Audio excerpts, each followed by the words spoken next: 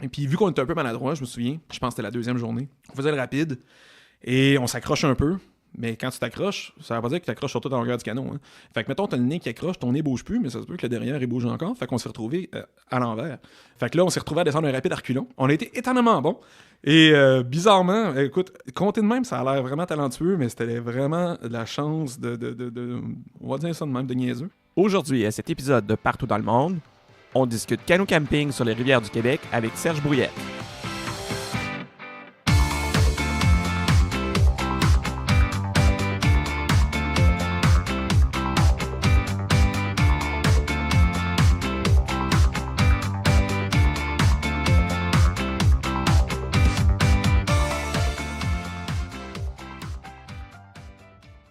Bonjour, je m'appelle Serge Brouillette, j'ai 38 ans. Je suis enseignant en chimie au collégial et j'aime beaucoup profiter de mes temps libres pour faire du vélo, du cyclotourisme notamment, et du canot camping. C'est rendu des classiques annuels que j'ai beaucoup de misère à manquer. Le Québec est une véritable mine d'or de possibilités pour le canot camping. Cette activité est dans notre ADN depuis la fondation de la Nouvelle-France.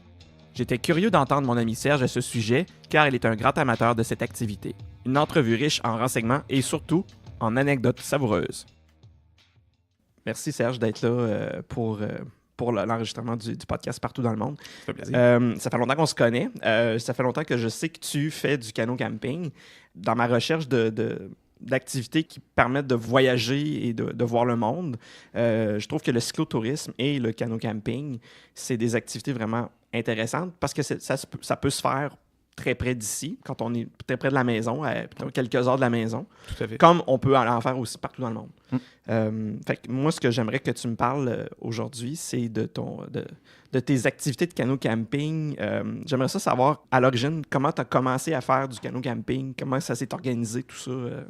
Ben, déjà, il faut savoir que je suis profondément procrastinateur, ce qui fait que j'ai le goût de faire plein de choses, mais c'est rare que je me décide à le faire moi-même parce que j'ai toujours quelque chose de moins exigeant que je vais trouver à faire avant. C'est pour ça que j'ai tendance à m'entourer d'amis qui sont d'excellents planificateurs d'activités. Et je suis toujours bien volontaire pour dire oui quand on m'invite à quelque chose.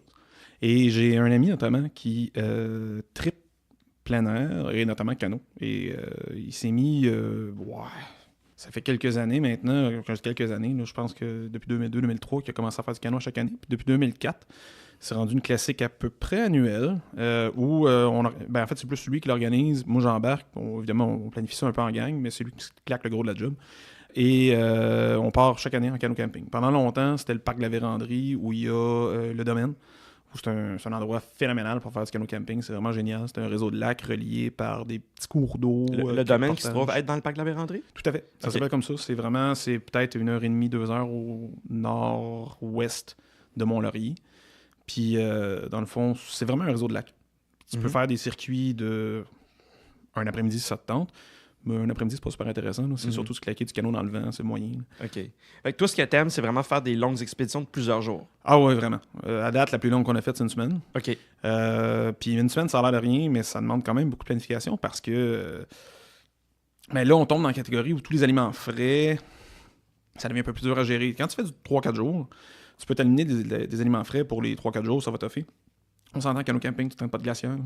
Ben, en fait, j'ai dit ça. Cet été, on a vu quelqu'un qui avait traîné une glacière dans la cuisine. Dans votre groupe? Non. On a croisé des gens qui étaient venus équipés avec du camping de char en canot. C'était un peu original, j'avais jamais vu ça. OK. C'était un peu impressionnant. Je sais pas trop comment ils ont fait, mais ils en sont venus à bout. Mais sinon, normalement, tu traînes pas une glacière. Parce que quand tu fais 1,4 km de portage avec un canot sur le dos, la glacière Coleman à 2 poignées, là, elle est lourde longtemps. Ah, ouais, j'avoue que là, ça devient problématique. Ouais, fait que tu traînes.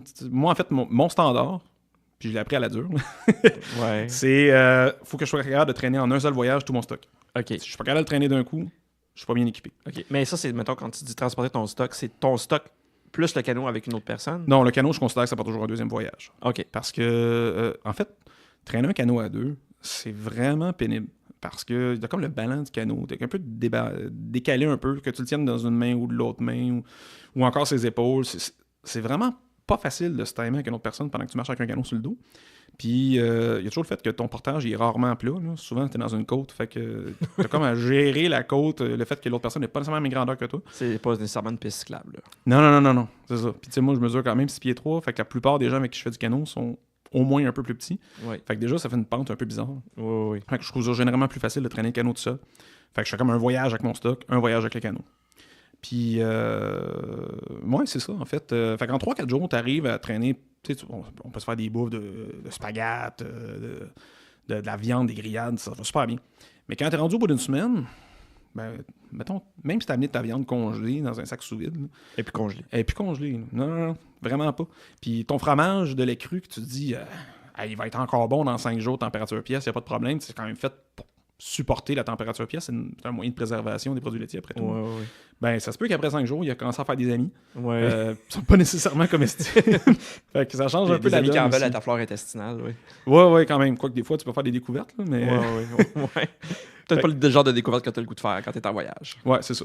Les expéditions de canot ont eu tendance à s'allonger dans le temps. OK. Puis ça fait maintenant 14 ans qu'on en fait pas mal à tous les ans. À tous les ans ou presque à tous les ans? Presque à tous les ans. Parce Ok. que il y a eu des années où justement la personne qui les organise n'était pas là, il a acheté une nouvelle maison, il était parti. Puis dans ce temps-là, souvent, on est quand même une couple de procrastinateurs. Fait que ça faisait comme OK. oh well, ça va être l'année prochaine. Fait que c'est toujours pas mal la même personne qui organise, ne serait-ce que la base du voyage, Ouais. c'est tout le temps la même personne qui organise ça. Ouais, ben tu sais, il y a toujours des petites variantes, comme des fois, comme récemment, souvent quand je trouve que l'autre personne, il y a comme un délai anormal qui s'installe, là j'ai tendance à dire t'as un peu m'envoyer un message, on commence à planifier ça. Il me semble qu'on Dans est le sens, sur c'est le un tard. délai là, quand vous commencez à y penser, mettons, je sais pas quelle période vous commencez à penser à ça. là. Février, je dirais. OK. En février, on commence à y penser. Puis si ça s'est pas fait, ben là, souvent, il y a quelqu'un, puis c'est souvent moi, là, qui va dire Hey, le canot s'en vient, on va commencer à pouvoir y penser, on va être à la même place que d'habitude. OK. Fait que même si t'es tu t'as défini comme étant un procrastinateur, t'es quand même un des très intéressés de l'expédition, du projet. Là. Ah, définitivement. OK. En fait, c'est juste parce que l'autre personne tripe à organiser ça. Moi, c'est une corvée. Ok. Mais c'est une corvée qui mène à une activité tellement fascinante, tellement intéressante. Que t'aimes faire. Ah oui. Puis ne serait-ce que parce que, moi, normalement, tu t'éloignes un peu, là. T'es déconnecté. Là. T'as Ouais. pas le choix, là. Je veux dire, même si tu veux regarder ton téléphone, ben, tu peux le regarder, là, mais c'est un peu comme regarder une image fixe. Là. Il se passe pas Dans le grand-chose, parc de la là. Vérandrie, ça m'étonnerait qu'il y ait beaucoup de signal. Il y en a un petit peu. OK. Mais comme cet été, on est allé sur la rivière. Oui, c'est quoi le nom de la rivière? C'était la rivière Noire, proche de Fort-Coulonge, dans l'ouest du Québec. Quand on va à Gatineau, on a l'impression d'être à l'extrême ouest. Là. Oui. J'ai découvert cet été que le Québec se prolongeait pas mal vers l'ouest. Et, Si tu vas un petit peu plus au nord.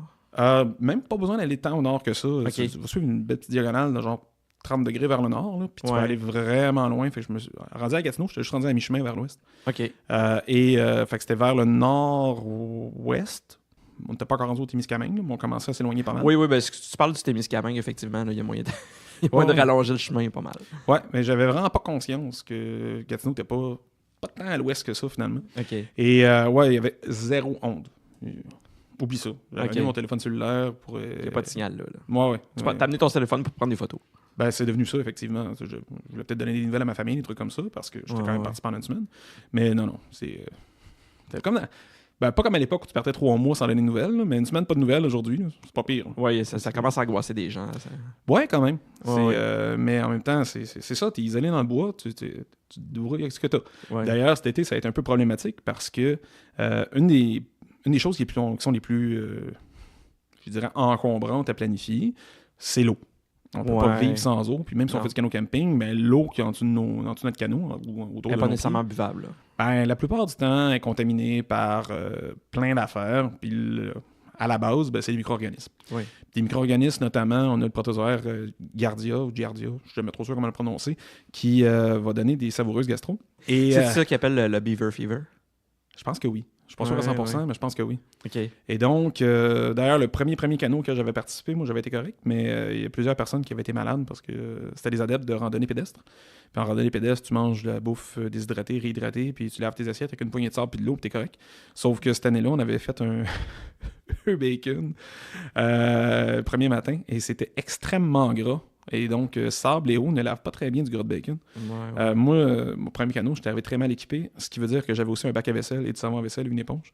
La vaisselle était étincelante. C'était pas pratique, mais c'était propre. Mais moi, j'ai pas eu la gastro. Ah, voilà. Mais mes amis, ils ont fait comme voyons donc, t'as une éponge, puis un bac à vaisselle. Ils ont lavé la vaisselle avec de l'eau et du sable, ils ont tous été malades.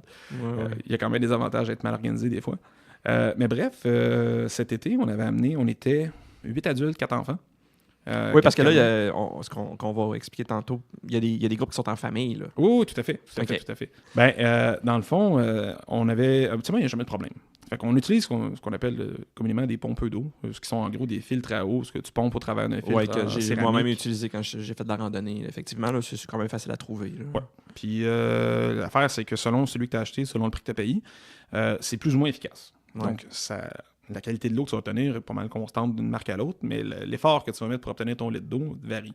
Puis quand on parle de 14 personnes, incluant 4 enfants, dans du canot de rapide, avec des portages extrêmement exigeants, puis il fait chaud, de l'eau, dans une journée, on en boit. Oui. Comme je sais que moi, cet été, pendant cette expédition-là, je pouvais boire facilement 6 litres d'eau par jour. OK. Ben, c'est les d'eau qu'il faut que tu pompes.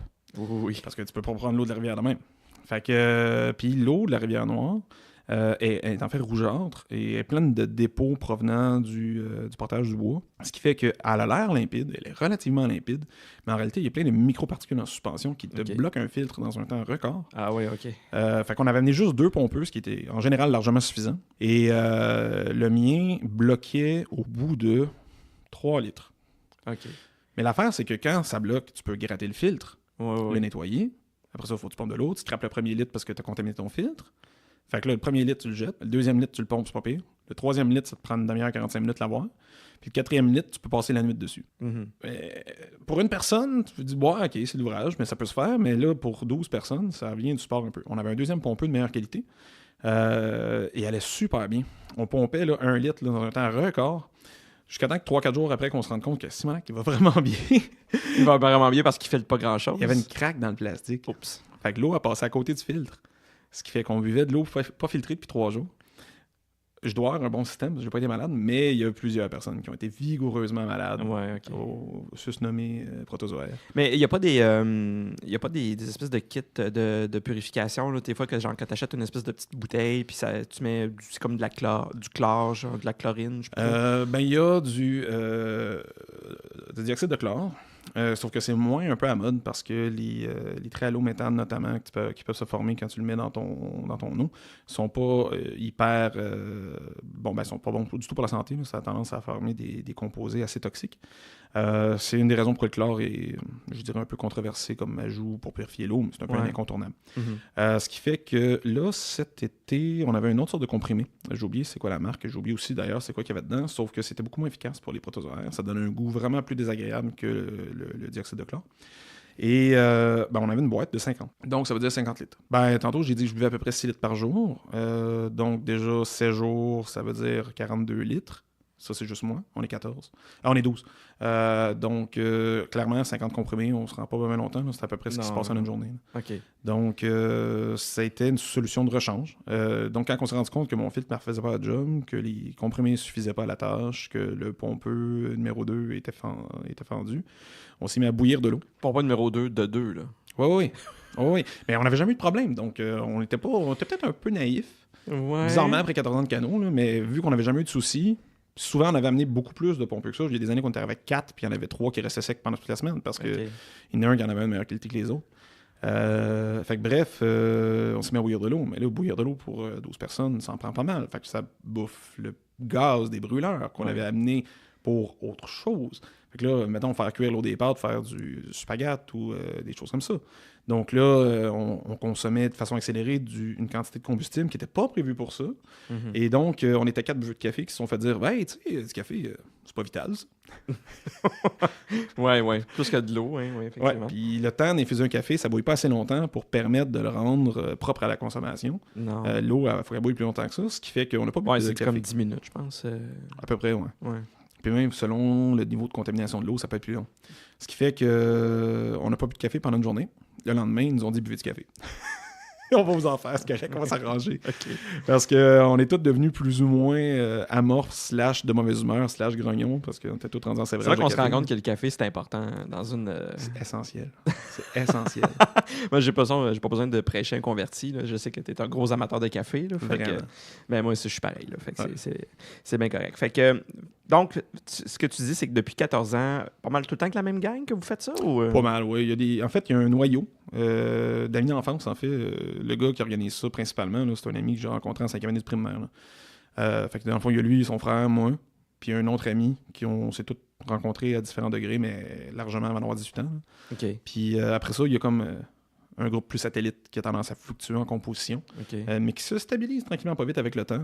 Ce qui fait qu'on varie d'une année à l'autre. Là. Les plus petites années, on était 4 adultes, 2 enfants. Puis les plus grosses années, c'est pas mal ça, 12 personnes. OK. Fait que, puis bon, c'est relativement fluctuant.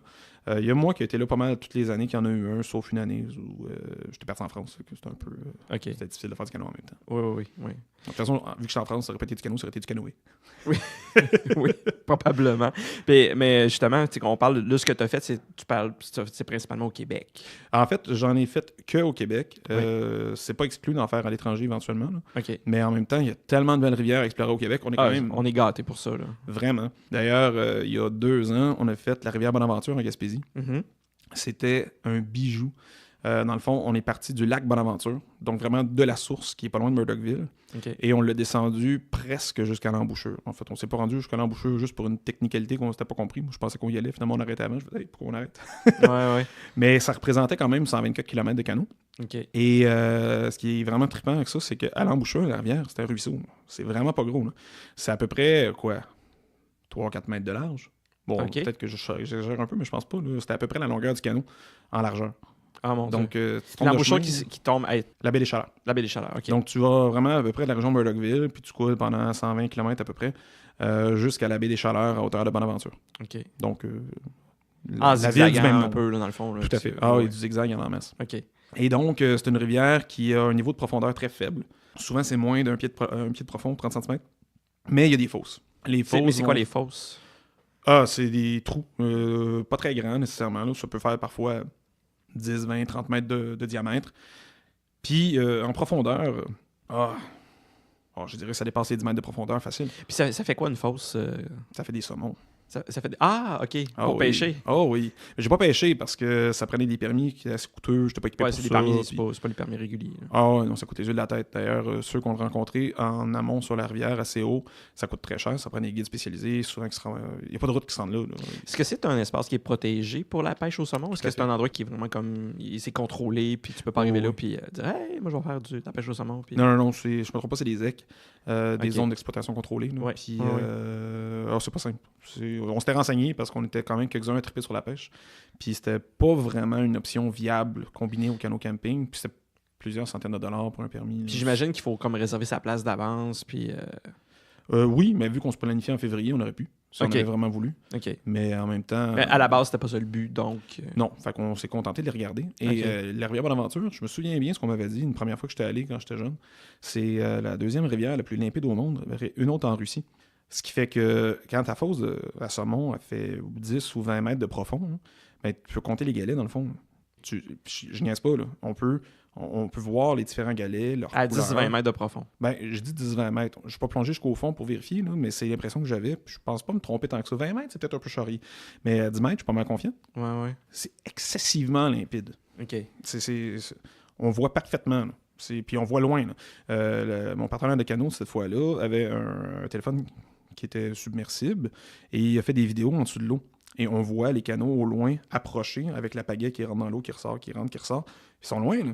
On les voit là, hyper nettement. Ah ouais. On voit les petites bulles d'air, toutes. C'est fabuleux comment l'eau est claire. C'est impressionnant. Et ça aurait été vraiment agréable de se baigner s'il avait fait plus de 14 degrés puis que l'eau n'avait pas été à température du point de congélation. Ouais, j'imagine que c'est pas très chaud vu que c'est la Gaspésie. Puis même, quelle période de l'année vous étiez là? Fin juillet. Non, c'est pas vrai, on n'était pas fin juillet, on était fin juin cette fois-là.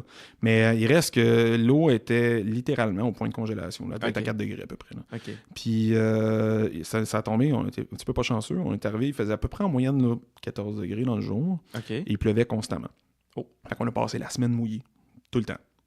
En fait, quand on est débarqué parce que eux autres, là, je fais un petit arrêt. Là. Peu importe là, que la météo, quand vous décidez que vous avez planifié ces voyages-là, vous partez puis vous vivez avec. Ah, pas le choix. Okay. On avait réservé une navette pour nous amener jusqu'au lac. C'était à peu près 2 heures de route dans des chemins de garnotte pour monter de la ville de Bonaventure, ou en fait de la base de plein air où on avait arrêté, jusqu'au lac Bonaventure en tant que tel. Puis ça avait coûté plusieurs centaines de dollars. Là. Donc ça aurait été perdu. Oui. Plus de la location des canots. Donc, fait que peu importe ce qui arrive, coûte que coûte, si vous passez même pas regarder la météo, vous Ben, on regarde pour planifier les vêtements, des choses comme ça, mais ouais, effectivement. C'est sûr que tu planifies pas de la même façon s'il annonce 12 que s'il annonce 38. Non, c'est ça. Comme habituellement, j'amène pas une tuque puis des gants en canot, des gants isolants, je veux dire.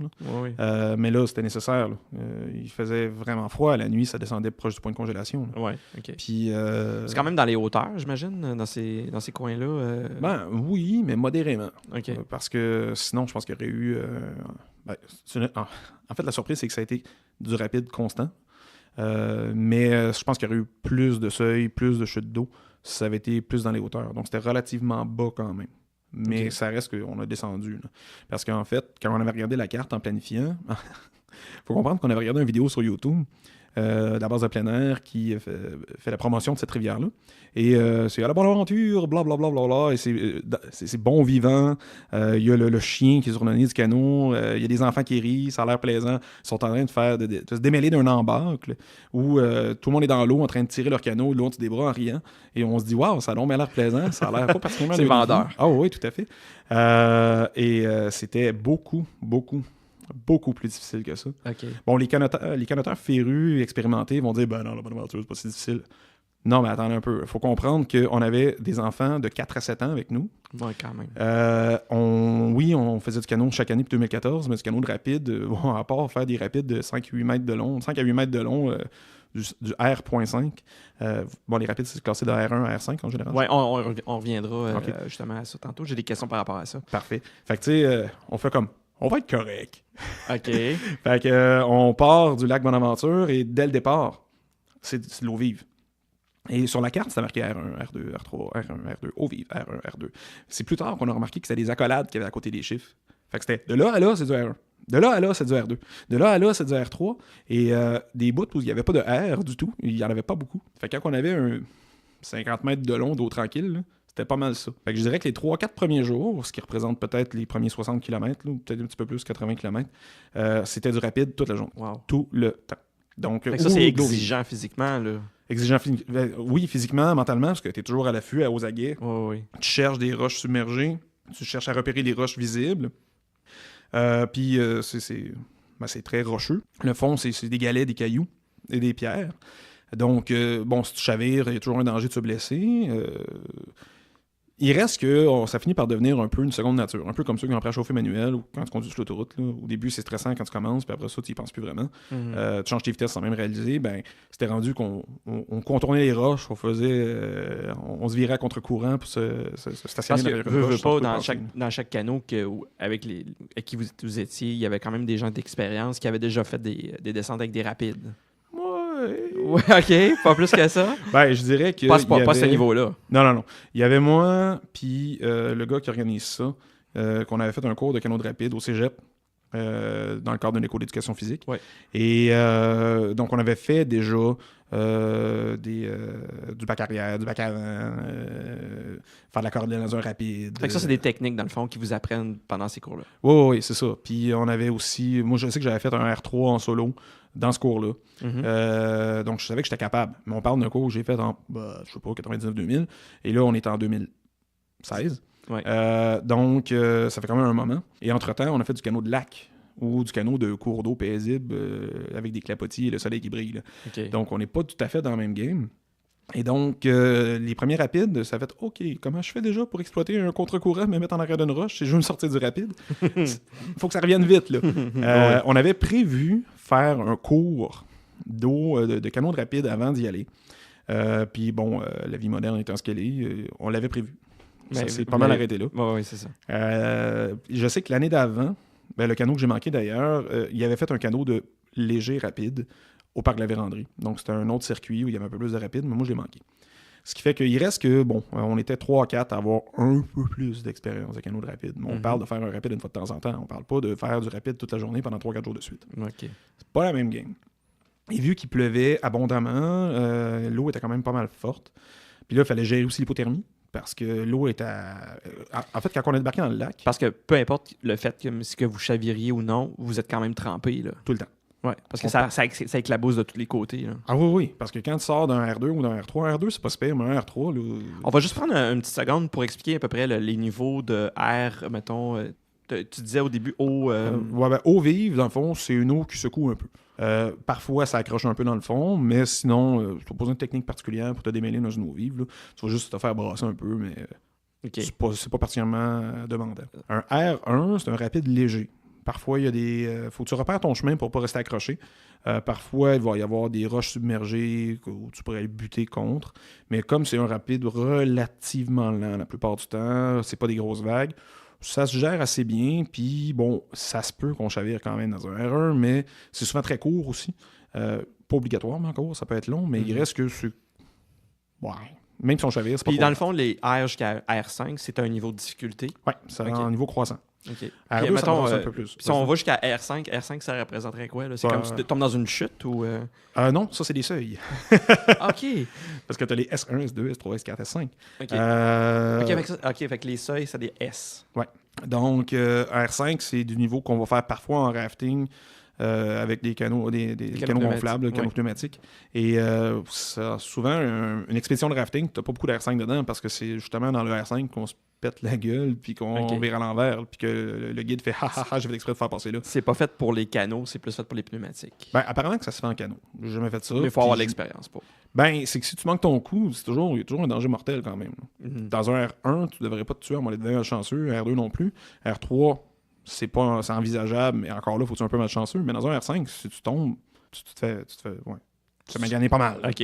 Ouais. Parce que c'est pas juste l'eau, c'est les roches aussi. C'est ça, parce qu'il y a quelque chose qui crée les turbulences dans l'eau.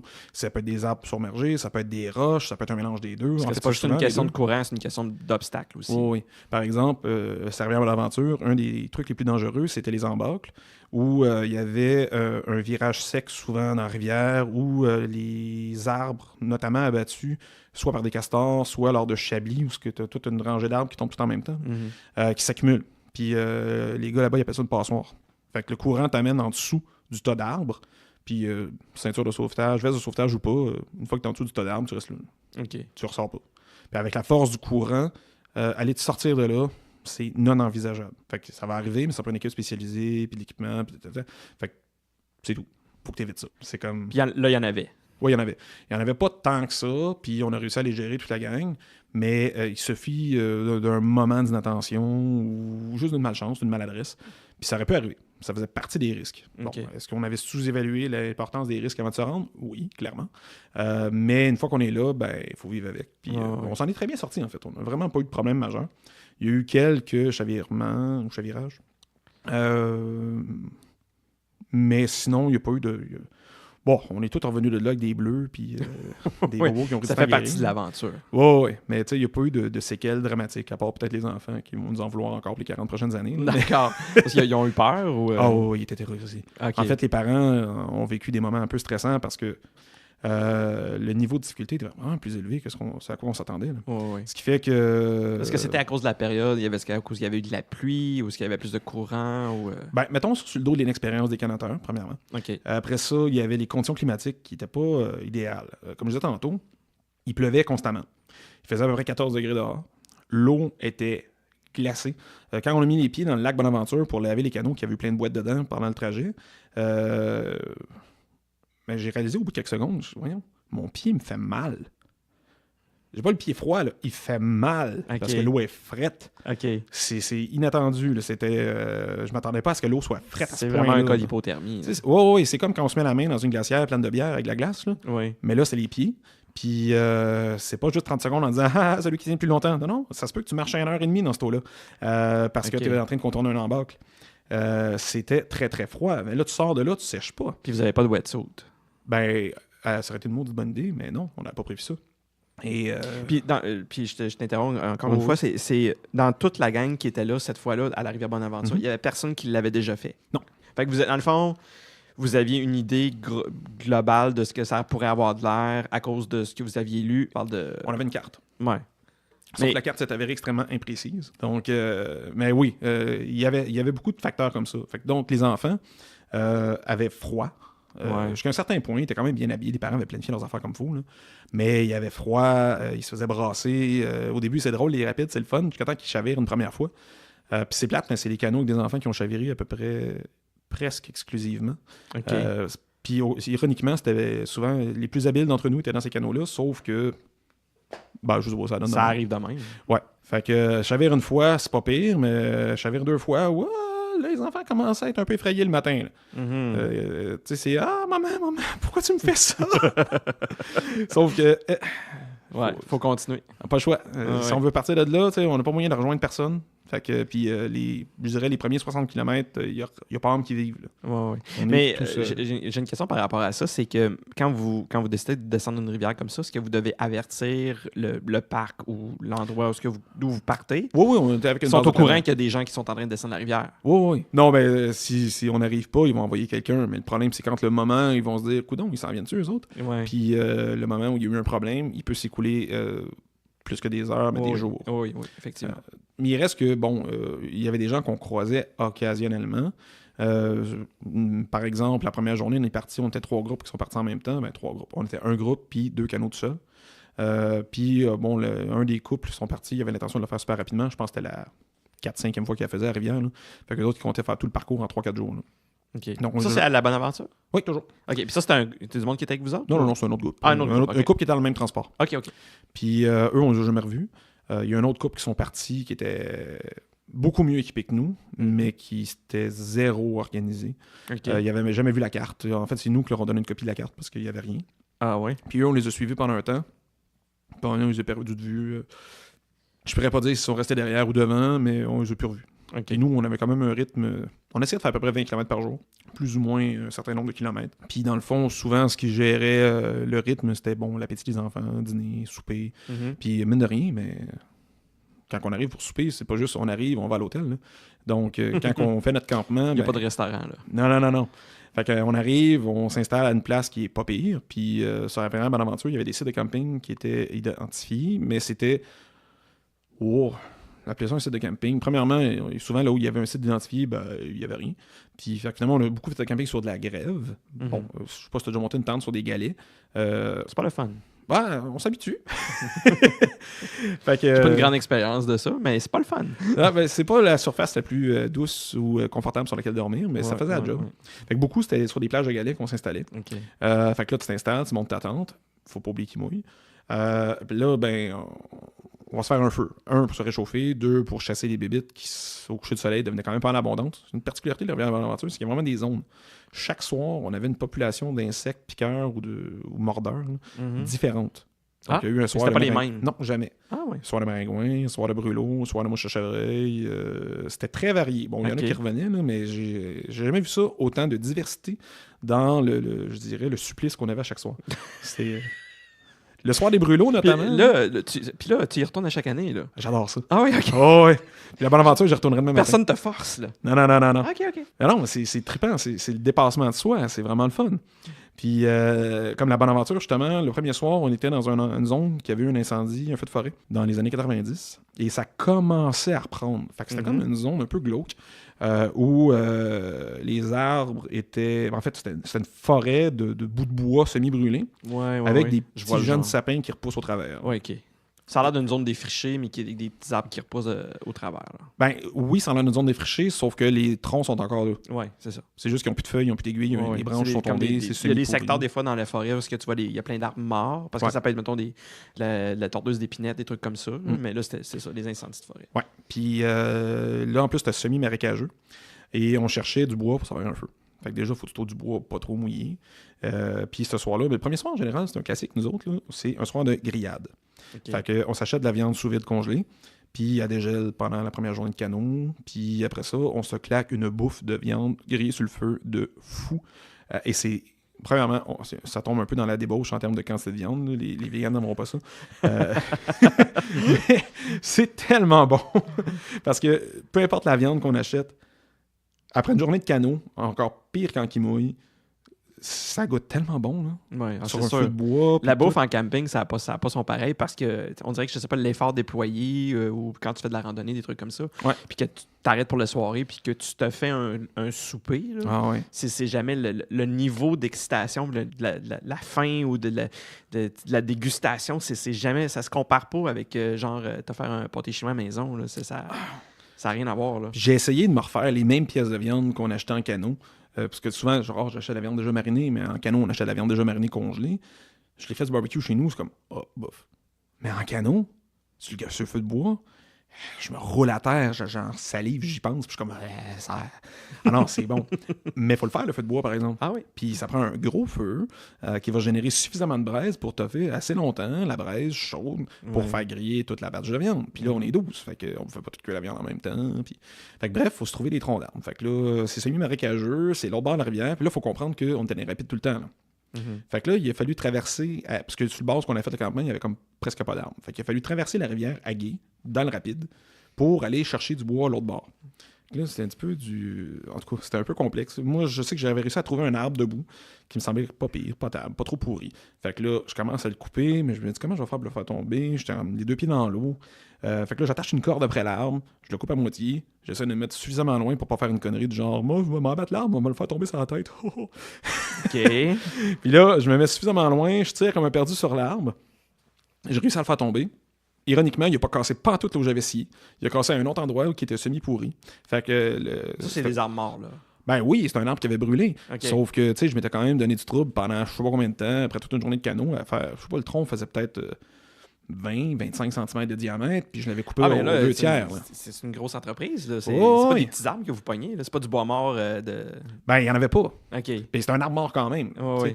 Fait que là, coupe l'arbre, tire dessus, puis il a cassé une place qui était pourrie dans la base, qui était semi-enfouie. Ma coupure, ben, je l'ai fini pour faire une bûche plus tard, là. Oh, Mais oui. ça n'a jamais cassé là. OK. Fait que là, tu pognes l'arbre, tu le mets en dessous du bras, puis tu marches dans l'eau, tu le ramènes à ton campement. De 20-25 cm, là, tu pognes ça dessus de ton bras. Ben, tu le tires. Ouais, OK. T'en squeezes un bout en dessous de ton bras, mais Ouais. t'en as la majeure partie qui traîne à terre puis qui accroche un branchage. Ouais. Une fois de temps en temps, tu forces comme un peu, puis t'essayes de dire « Ah ouais, viens-t'en. Ah ouais, t'es capable. » OK. T'sais. Puis là, ben, l'astuce qu'on a pris, c'est que tu cries hey, au monde au bord de la rivière, tu dis « OK, pogne ton bout. » Ouais, OK. Puis là, t'essaies de le faire traverser la rivière en le faisant tremper le moins possible dans l'eau, parce qu'il faut qu'il allume ce bois-là éventuellement. Là. Oh Fait- my God. OK, ouais. Ah ouais, c'est tout un job. toute une entreprise. Ouais. Mais on a réussi pareil. Fait que là, ce soir-là, ben, on s'est installé, on était trop lâches, on était fatigués. Fait qu'on on a tenu une bâche sur nos têtes, mais on n'a jamais installé la bâche. Fait qu'on était tous cordés, toute la gang, les 12 personnes en dessous d'une bâche bleue. Ils nous mouillaient dessus, en train de manger notre viande avec les doigts parce qu'on manquait de main pour tenir la bâche, puis un couteau puis une fourchette, on s'entend.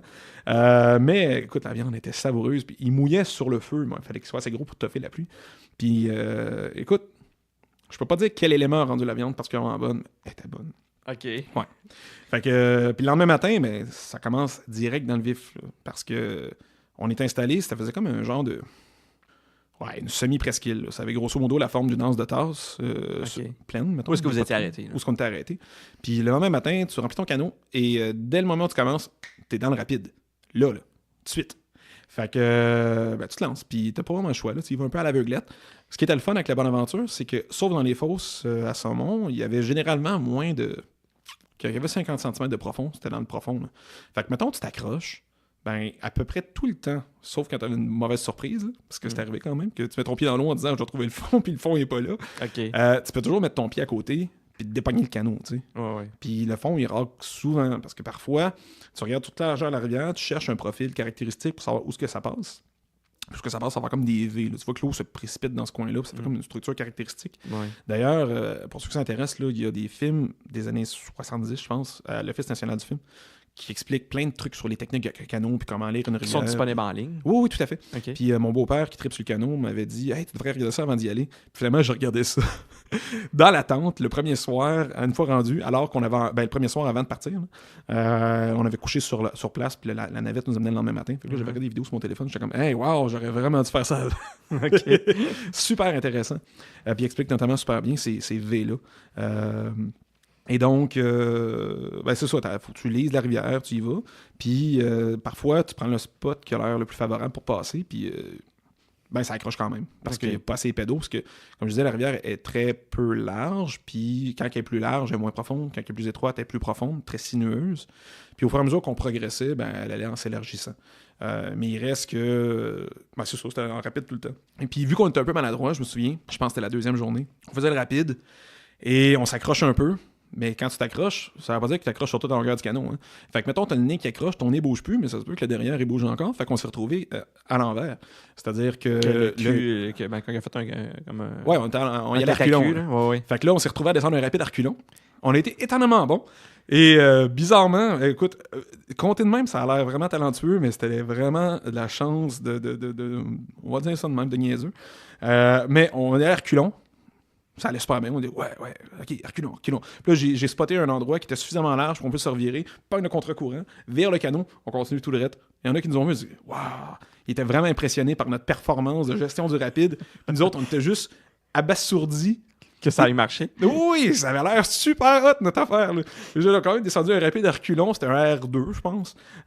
Puis réussir, tu sais, on vire en l'envers par accident, on se remet dans le bon sens, plus intentionnellement. Ouais, c'était des belles expériences quand même. Fait que ça, c'était principalement la rivière Bonaventure. Ouais. Mais mettons, si on faisait une espèce de pedigree de ce que vous avez fait comme différentes excursions, là, vous avez fait le parc de la Vérandrie plusieurs fois, la rivière Bonaventure, puis c'est quoi d'autre? Quels autres endroits vous avez fait? Ben là, en fait, le parc de la Vérandrie, ça a été un classique annuel parce que c'était suffisamment court. On peut faire du 3 à 5 jours facilement, puis ça peut être plus long que ça aussi. Fait qu'on a fait ça surtout pendant très longtemps. La Bonaventure, c'était pas mal la première fois qu'on quittait le parc de la Vérandrie. D'autres personnes dans le groupe en avaient fait ailleurs, là, sauf que moi, en tout cas, c'était la première fois que je sortais du parc de la Vérandrie. L'année passée, on est retourné au parc de la Vérandrie pour un plus petit canot, on manquait de temps. Puis cette année, on est allé à la Rivière-Noire, dans l'ouest. Ce que tu disais tantôt, l'ouest, dans l'Outaouais. Puis en fait, c'est ça. Puis la Rivière-Noire, on s'attendait à un parcours un peu plus paisible qu'à la Bonaventure. OK. Et c'était une erreur? Ben, en fait, c'est qu'il y a beaucoup plus de bouts où il n'y a pas de rapide. Sauf que les bouts, il y a des rapides. C'est des rapides. OK. La Bonaventure, c'était du R1, R2, avec une fois de temps en temps un R3 qui était un peu plus un défi. Puis moi, puis mon partenaire de canot, même si on n'était pas nécessairement les meilleurs dans le groupe, on n'a pas chaviré une autre fois. Okay. La seule fois qu'on a fait une connerie, c'est de ma faute. Là. On passait un rapide à Cordelle, il y avait un seuil, puis c'était un peu costaud. On s'est dit, hey, ça passe super bien. C'est quoi un rapide à Cordelle? Ben, en fait, c'est que le canot est attaché aux deux bouts. On marche à côté, le canot est dans l'eau, mais pas nous autres.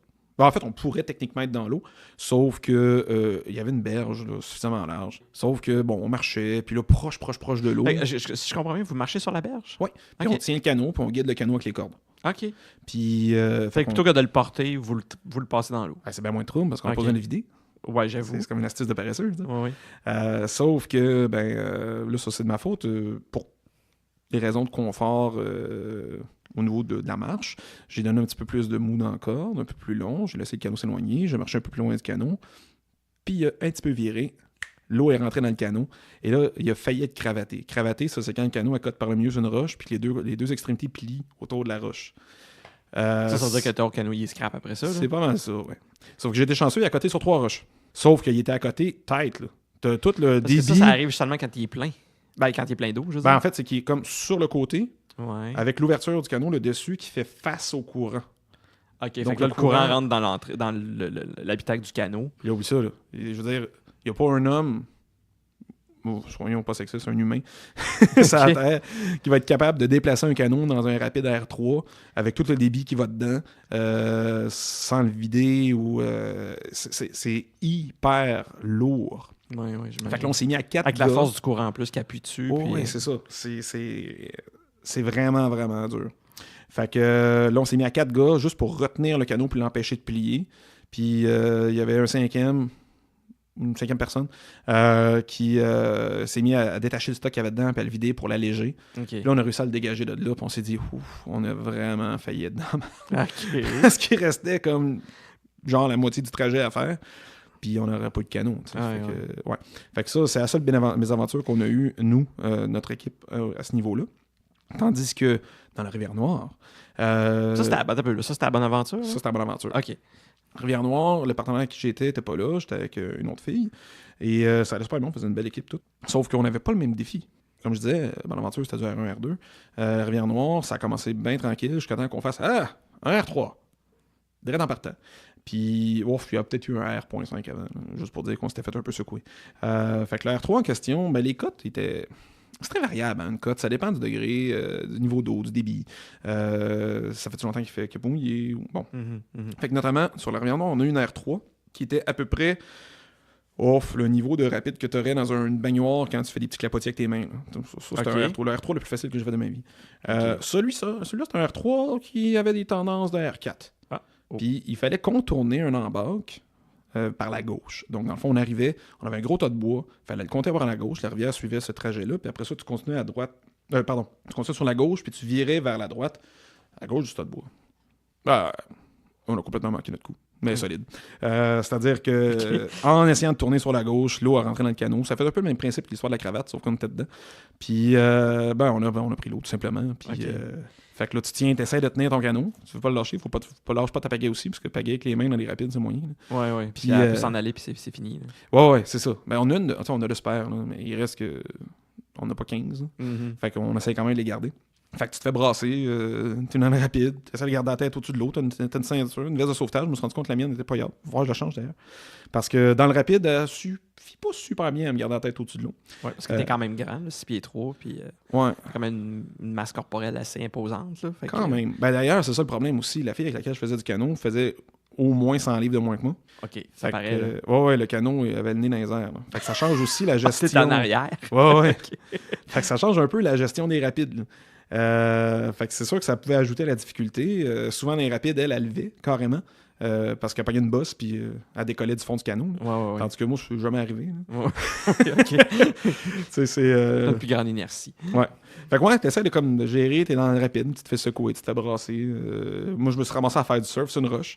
Parce que le rapide m'a amené sur une roche plate. Puis je sais pas comment j'ai fait, mais j'ai réussi à me mettre debout dessus. Mais en gardant l'équilibre. Fait que j'avais l'air de faire du surf dans un rapide. C'est un peu spécial, mais on s'entend. T'as l'air de marcher sur l'eau, finalement. Ouais, tout à fait. Sauf qu'évidemment, tu peux pas rester là éternellement. Là. Non, bien sûr. Fait que je me suis ressagré à l'eau. Ouais. Pas bien bel choix. Pas ben, non. Fait que ouais, ça, c'était un peu demandant. Puis cette année, en plus, j'avais pas que des sacs étanches. J'avais amené un sac à dos dans lequel j'avais mis un sac étanche. Parce que pour les portages, j'en avais un très long portage à faire. Je m'étais dit, ça va être plus confortable. Ouais, mauvais plan. Parce que mon sac à dos de 80 litres, c'était rendu un 80 litres d'eau. C'était pesant. Il n'a jamais séché. Hein. C'était le premier jour ou le deuxième. Puis il est resté toute la semaine mouillé. Toute la semaine. Mais moi, j'ai une question. Parce que là, tu te parles que vous chavirez quand même assez régulièrement. Mais ça arrive-tu que vous perdez du stock que vous amenez avec vous? Avez-vous des contingences par rapport à ça? Est-ce que le stock est attaché dans le canot? Comment ça marche? Parce que moi, honnêtement, du canot camping, j'en ai jamais fait. Okay. J'ai à peine fait du canot. J'ai fait principalement du kayak. Ouais. Du kayak de mer, surtout. Puis je suis jamais parti en expédition de canot parce que je suis vraiment pourri pour la manipulation d'un canot. Là. Pour diriger un canot, moi, je suis zéro open bar. Oh, mais ça prend. Puis, mais tu sais, moi, je suis vraiment très agile sur un kayak, mais sur un canot, je suis bon rien. Là. Fait que il y a bien des codes, il y a bien des choses que tu me parles que pour moi, puis j'imagine que pour d'autres personnes qui écoutent, ils connaissent pas nécessairement les codes puis tout ça. Fait que comment ça fonctionne là, quand vous chavirez? Là? Du moment que tu commences à chavirer, comment ça se passe puis comment vous récupérez ça? Bon, premièrement, il faut paquer le canot intelligemment. Là. Donc, il faut que tu assures un certain ballon. Fait que tu essaies de garder ton poids gauche-droite. Donc, tu veux que quand tu es assis dedans, confortablement, tu puisses bouger un peu sans que ça fasse trop brasser le canot. Donc, de ne pas tout mettre le poids sur le même côté dans le canot. Oui. Puis s'il y a une personne qui a tendance à s'asseoir plus sur un bord que sur l'autre, à un moment donné, la tendance naturelle revient tout seul. Tu vas t'arranger pour remplir ton canot de façon à compenser ça puis garder le ballon quand même. Okay. Après ça, tu essaies autant que possible qu'il soit horizontal. C'était difficile un peu dans mon cas, là, mais donc à cause de ton poids versus le poids de la fille qui était avec toi. Là, c'est ça. Fait que là, dans le fond, on essaie de mettre le stock le plus lourd en avant, proche de la fille, pour que... Balancer de ton poids, toi. C'est ça. Donc, j'essaie d'éviter de mettre des trucs trop pesants en arrière. Il y en a déjà un qui pagaille, c'est assez. Puis après ça, tes attaches. Premièrement, ton stock, normalement, puis c'est ce que j'ai pas fait cet été qui est un peu cave, tu mets ça dans des sacs étanches. Okay. Donc un sac étanche, c'est un sac en polyuréthane ou en polyvinyle ou un truc comme ça. Oui. Puis, bon, il y en a différents grades. Là. Il y en a qui sont étanches s'il mouille dessus, il y en a qui sont étanches s'il est submergé. C'est pas nécessairement obligatoire d'avoir un sac ultra étanche, mais il faut qu'il soit étanche pour que si tu tombes à l'eau, il se remplisse pas. Parce que si ton stock est mouillé, il va être mouillé jusqu'à la fin de ton parcours. Okay. Après ça, tu l'attaches. Fait que là, moi, j'attache ça en 2 étapes. Je fais une première attache pour le sécuriser dans le canot, pour que même s'il se décroche de comment je l'ai placé, qu'il s'en aille pas loin du canot. Donc souvent, les sacs étanches se clippent avec une clip en plastique. Là. Oui. Comme une boucle, dans le fond. Ouais. Fait qu'au lieu de le fermer tout seul, je le ferme autour d'un travers dans le canot. Mhm. Après ça, on va utiliser des élastiques accrochés, là, des bungees, des bang-bangs. Des bungee cords, ouais. Ouais. OK. Puis là, on va attacher ça pour que ça soit bien stable puis que ça bouge pas dans le canot. OK. Puis honnêtement, là, j'ai chaviré... en fait, on chavire pas si souvent que ça. C'est juste que c'est les histoires les plus fun à raconter. Oui, bien sûr. Ça, c'est les histoires dont on se rappelle. Oui, c'est très mémorable. Mais pour avoir chaviré dans des conditions assez épouvantables, puis avoir vu de mes amis chavirer dans des gros rapides, les bungees, là, c'est vraiment solide. Quand il est bien installé, là. Fait que on a à peu près jamais rien perdu. OK. Moi, je me souviens, on a perdu notre écope, ça Rivière-Noire, parce que elle était pas assez bien attachée. OK. Fait que notre écope, Excuse-moi, c'est quoi une écope? souvent c'est une demi-bouteille d'eau de Javel découpée. Là. Pour Puis- vider le canot. pour vider le canot. OK, OK. Puis elle était pas assez bien attachée, fait qu'elle est partie. Puis quand tu fais du canot de rapide, une écope, c'est pas mal vital. Parce que quand tu finis ton rapide, souvent, tu vas avoir de quelques litres à 20 cm de profond d'eau dans le fond du canot. OK. Fait que même si t'as pas chaviré, il y a bien d'eau dans le canot. Ah, ça rentre, là, les vagues, ça te frappe par là. Puis Ok. j'imagine qu'il y a des canoteurs vraiment bons, parce qu'il y en a peut-être qui écoutent qui se disent, il est bien pourri, lui. C'est tout à fait envisageable. Mais. Ou t'es plus fanfaron, puis... Oh, ouais, puis je sais que je suis pas non plus le plus talentueux du groupe pour gérer rapide. Là. Souvent, on se prend un trajet, on va dire, on va passer là. Moi, j'ai pas de problème, on va passer là, moi, avec. Ouais, on ça, finalement, j'ai passé à côté. Ah, ouais. Ouais, parce que ça se contrôle pas nécessairement avec les rapides. Ça Tu se diriges pas ça comme tu veux là, sur un 10. Ben, si tu planifies ton trajet correctement, puis tu gardes la trajectoire que tu souhaites, ça se dirige assez bien. OK. Si tu manques ton coup, puis tu te ramasses dans une zone qui brasse plus, là, sortir de là, c'est pas évident parce que l'eau est toujours plus forte que toi. Fait que faut que tu respectes ta trajectoire. Puis c'est un peu ce qui est arrivé quand j'ai chaviré dans l'exemple que je donnais tantôt. Ben, on a passé, je sais pas, 20 cm trop à droite. Mais ça a été suffisant pour qu'on soit capable de récupérer ça. Là. Ouais. Il fallait vraiment coller la gauche le plus possible. À cause de la force du courant à cet endroit-là, Ouais. c'est plus difficile à ramener. Il faut que tu aies de la force physique pour... Oh, oui. OK. Oh, oui. Fait que des canoteurs plus expérimentés, plus forts, plus talentueux auraient probablement réussi à récupérer ça. Mais nous, non. OK. Mais il reste que on l'écope finalement, on a retrouvé une autre écope, pas la nôtre, plus loin. Fait qu'on a pu la récupérer. Il entraîne sur les rives, c'est ça? arrive assez parfois. OK. Parce que surtout une écope, si moindrement tu fais. Ben, soit tu ne rattaches pas toujours parfaitement parce que t'écopes, tu sac dans ton canot, tu repars, tu réécopes tout de suite. Ouais. Mais après ça, je l'ai attaché mieux, on s'entend. Je Ok. me suis trouvé une sangle qui permettait de la détacher puis de la rattacher facilement. Fait que ouais, sinon, c'est pas mal ça. OK. J'ai perdu aussi un coussin pour les genoux parce que à un moment donné, ça vient dur. Là. Ouais, Puis ouais. il est parti avec le courant. Mais ça, c'était la bonne aventure. Mais par contre, on l'a retrouvé Le même 10 coussin? km plus loin. Ouais. Ah, bon Dieu. Pogné dans les C'est- branchages d'un arbre. Chanceux. Quand même. Ouais, après ça, je l'ai mis attaché, il est pas reparti. Mais ouais, ben d'ailleurs, je l'ai perdu la fois du cravatage que j'ai compté tantôt. Ouais, OK. On a perdu une écope encore une fois. Puis ce coussin-là. Et on a retrouvé les deux. OK. Genre 10 C'est quand kilomètres plus loin. même. Ouais. C'est chanceux. Quand même. On a aussi trouvé un 2 litres de jus d'orange Tropicana. Ça venait pas de nous autres. OK. Qui était plein. Qui était plein, pas Oh. ouvert? Non. Ah, mais ça, c'est... Au moins, c'est de la récupération. Quand même. Mais en dehors mettons, quand vous planifiez vos trajets, puis tout ça, puis que vous dites, OK, ben, on va faire un 3 jours, on va faire un 4 jours, tout ça, en dehors de la distance ou du temps que vous voulez faire, y a-t-il d'autres facteurs que vous considérez pour les trajets que vous faites au niveau, mettons, des sites de camping, des rapides ou de la beauté du paysage, ou c'est un endroit qu'on a déjà fait ou qu'on n'a pas déjà fait, ou tout ça?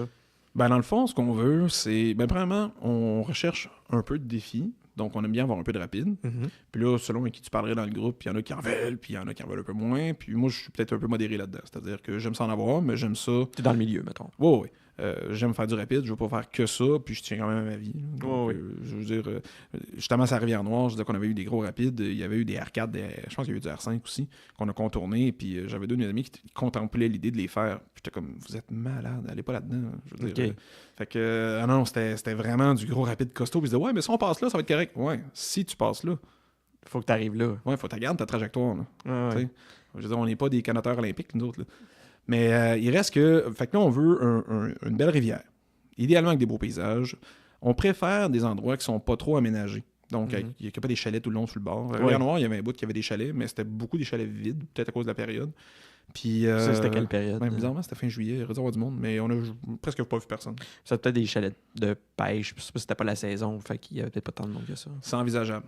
Fait qu'on a croisé quelques canoteurs, mais sinon, il n'y a pas grand monde. Fait qu'on aime bien des endroits un peu reclus. distance qui est adaptée à notre temps qui est disponible, en fait. Donc, ces temps-ci, on a tendance à aller vers des trajets un peu plus longs, de 5 à 7 jours. C'est les dernières années où vous en avez fait. Ouais. D'ailleurs, l'année prochaine, on s'enligne sur la Restigouche en Gaspésie encore, qui devrait ressembler pas mal à la Bonaventure, mais théoriquement en version un peu plus soft. OK. Vous ne l'avez pas fait encore, fait que vous le savez pas. Ben, il y a un des amis du groupe qui l'a fait, puis OK. il a dit que c'était vraiment correct. Lui, OK. il l'a fait. Puis j'imagine que ça doit dépendre des années, puis de la température qu'il a fait les jours avant aussi, pour rapport s'il y a plus beaucoup, puis tout ça, les courants n'est pas la même affaire. Là. Tout à fait. Puis pourtant, tu vois, la Bonaventure, on l'a fait, il me semble qu'elle était à 27 mètres cubes seconde. Puis au printemps, j'ai regardé les statistiques, puis ça monte, je ne me souviens pas du chiffre exact, mais autour de 1000 mètres cubes seconde, quand il y a la fonte des neiges. OK.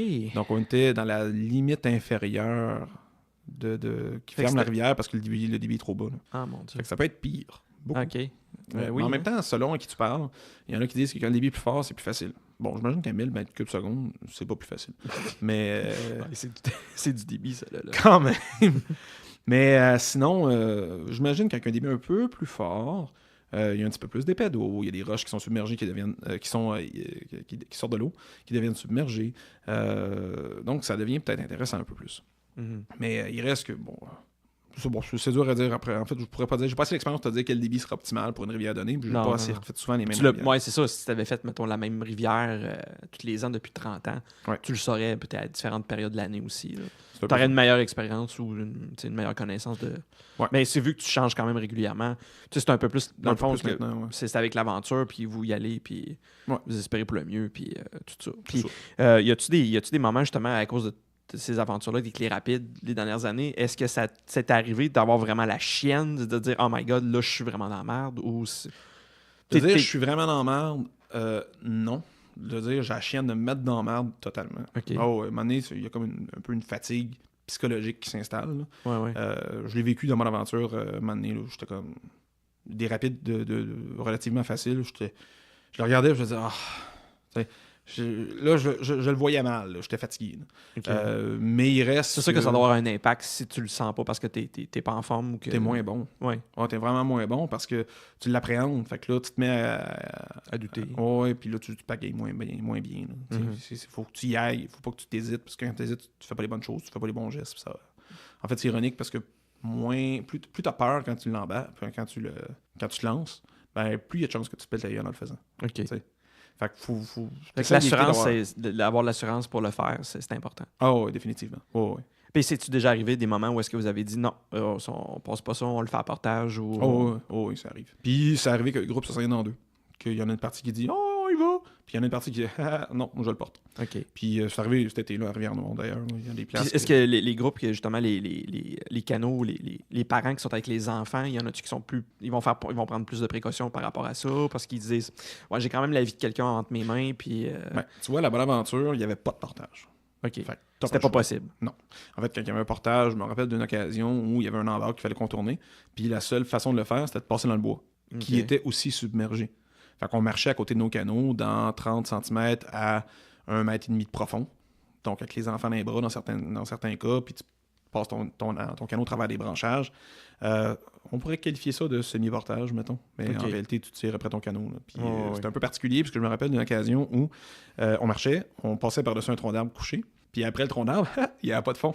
Fait que moi, j'étais en arrière, mon ami avec lequel je canotais était devant. J'ai juste vu descendre rapidement en disant « Tiens le canot! » Fait que là, il avait comme perdu pied, puis il s'accrochait après le canot pour pas partir avec le courant. Parce que dans le fond, ses pieds touchaient pas fond. Il touchait pas fond. Fait que là, il a réussi à trouver quelque chose. Puis là, on a passé, puis là, moi, un homme averti en vaut deux. Là. J'ai réussi à garder mes pieds sur le fond parce que j'ai tenté bien comme fou avant de me lancer. Tandis qu'à Rivière-Noire, c'était à peu près tous les rapides se contournaient. Donc là, on voulait pas retraumatiser les enfants. Là. Une fois, c'était assez. Fait que là, ce coup-ci, les enfants ont fait à peu près aucun rapide, sauf les très, très, très légers qu'ils voulaient faire. OK. Ça, c'est les mêmes enfants là, d'année après année? Après année là? Ouais, mais ils sont faits forts, ces enfants-là, quand même. Fait que là, ils commencent à avoir de l'expérience. Oui, ben le plus vieux, qui va avoir 10 ans cette année, il a fait son premier canot au camping à 8 mois. Fait que... Il s'en souvient sûrement pas, mais... Ah, il s'en souvient. Cet été-là, ils ont rushé un peu, mais les parents, justement, pour dédramatiser je parle qu'à 8 mois, il ne doit pas s'en souvenir. Ah non, celui-là, il s'en rappelle pas. Non, clairement. Mais nous, on s'en rappelle, c'était cute. OK. Mais c'est ça, ils ont fait un deuxième canot, juste la famille. OK. Plus tranquille, pour pas qu'ils associent le moment, où l'effroi avec le canot, mais plutôt avec cette occasion-là. Okay, fait qu'ils trippent encore autant en canot. C'est beau de les voir aller. Là. Je veux dire, ils sont 4 cousins-cousines, puis ils s'installent. C'est toute la même famille, dans le fond. Oui. OK. Puis, tu sais, t'es lâches tous dans le bois, puis on garde un œil dessus, là, mais ils sont super matures, ces enfants-là. Ils font leurs affaires. Ils n'ont pas tendance à faire des choses stupides. C'est le fun. Ils trippent bien raide. C'est juste que la fois des rapides, ils trippent un petit peu moins. Un petit peu tanné d'avoir... de se faire brasser. Surtout constamment, là, justement, comme vous aviez vécu, là, que ça arrêtait pas les rapides. Ouais, c'est ça. Puis tu sais, les parents, ils disent eux-mêmes, là, OK, c'était un peu rough, là. Peut-être, on va y aller plus mollo la prochaine fois, là.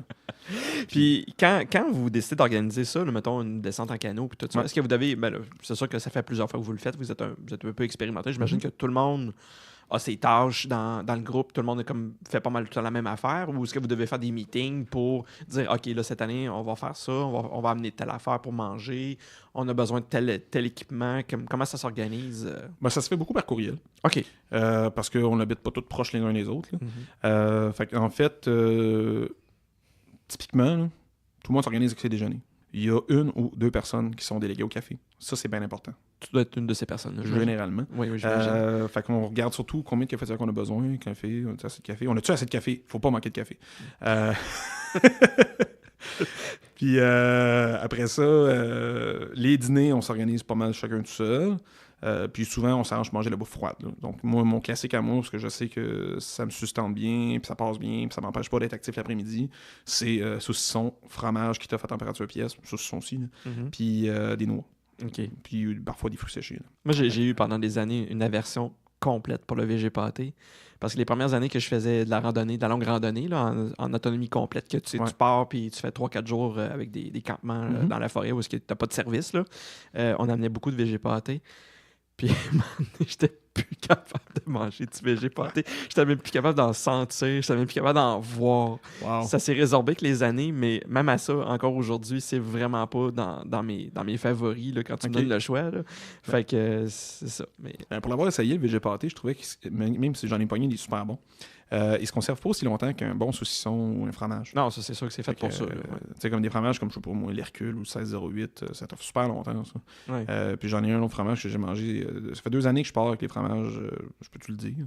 Oh, ben oui, absolument. C'est la fromagerie la Suisse normande qui font des fromages pasteurisés, je pense. Chèvres et vaches qui t'offrent super bien la température pièce. OK. Il y en a juste un là, cet été là, qui a commencé à faire du poil un peu au bout de 5-6 jours. Fait que j'ai enlevé la couche superficielle, puis c'était correct en dessous. Ouais, parce que ça c'est facile à arranger. Là, parce que même s'il commence à faire des petits... des colorations, disons ça. Du poil, comme tu dis, il y a quand même moyen de juste en râper une partie, puis le reste est consommable. Là, Puis sinon, un bon saucisson artisanal. Pas du saucisson d'épicerie. Un saucisson avec des vrais boyaux, qui a été vieilli, qui a des moisissures à l'extérieur. Là. Des bonnes moisissures, on s'entend. Oui, les moisissures qui sont faites pour ça. Oui, ça se conserve super bien pendant tout le canot. Là. OK. Fait que ça... c'est quand même pas quelque chose qui prend beaucoup de place. Pas comme tu amènes des bagels puis tout ça, que ça prend vraiment beaucoup de place. Là, mais... Quoi qu'il y en a qui amènent quand même des bagels pour déjeuner. Le matin, on calcule nos affaires, puis c'est sûr quand... Je dirais, je pense notamment à ceux qui étaient plus adeptes de randonnée pédestre. Là. Le côté déjeuner léger a tranquillement, pas vite évolué en bagel au beurre de pinot.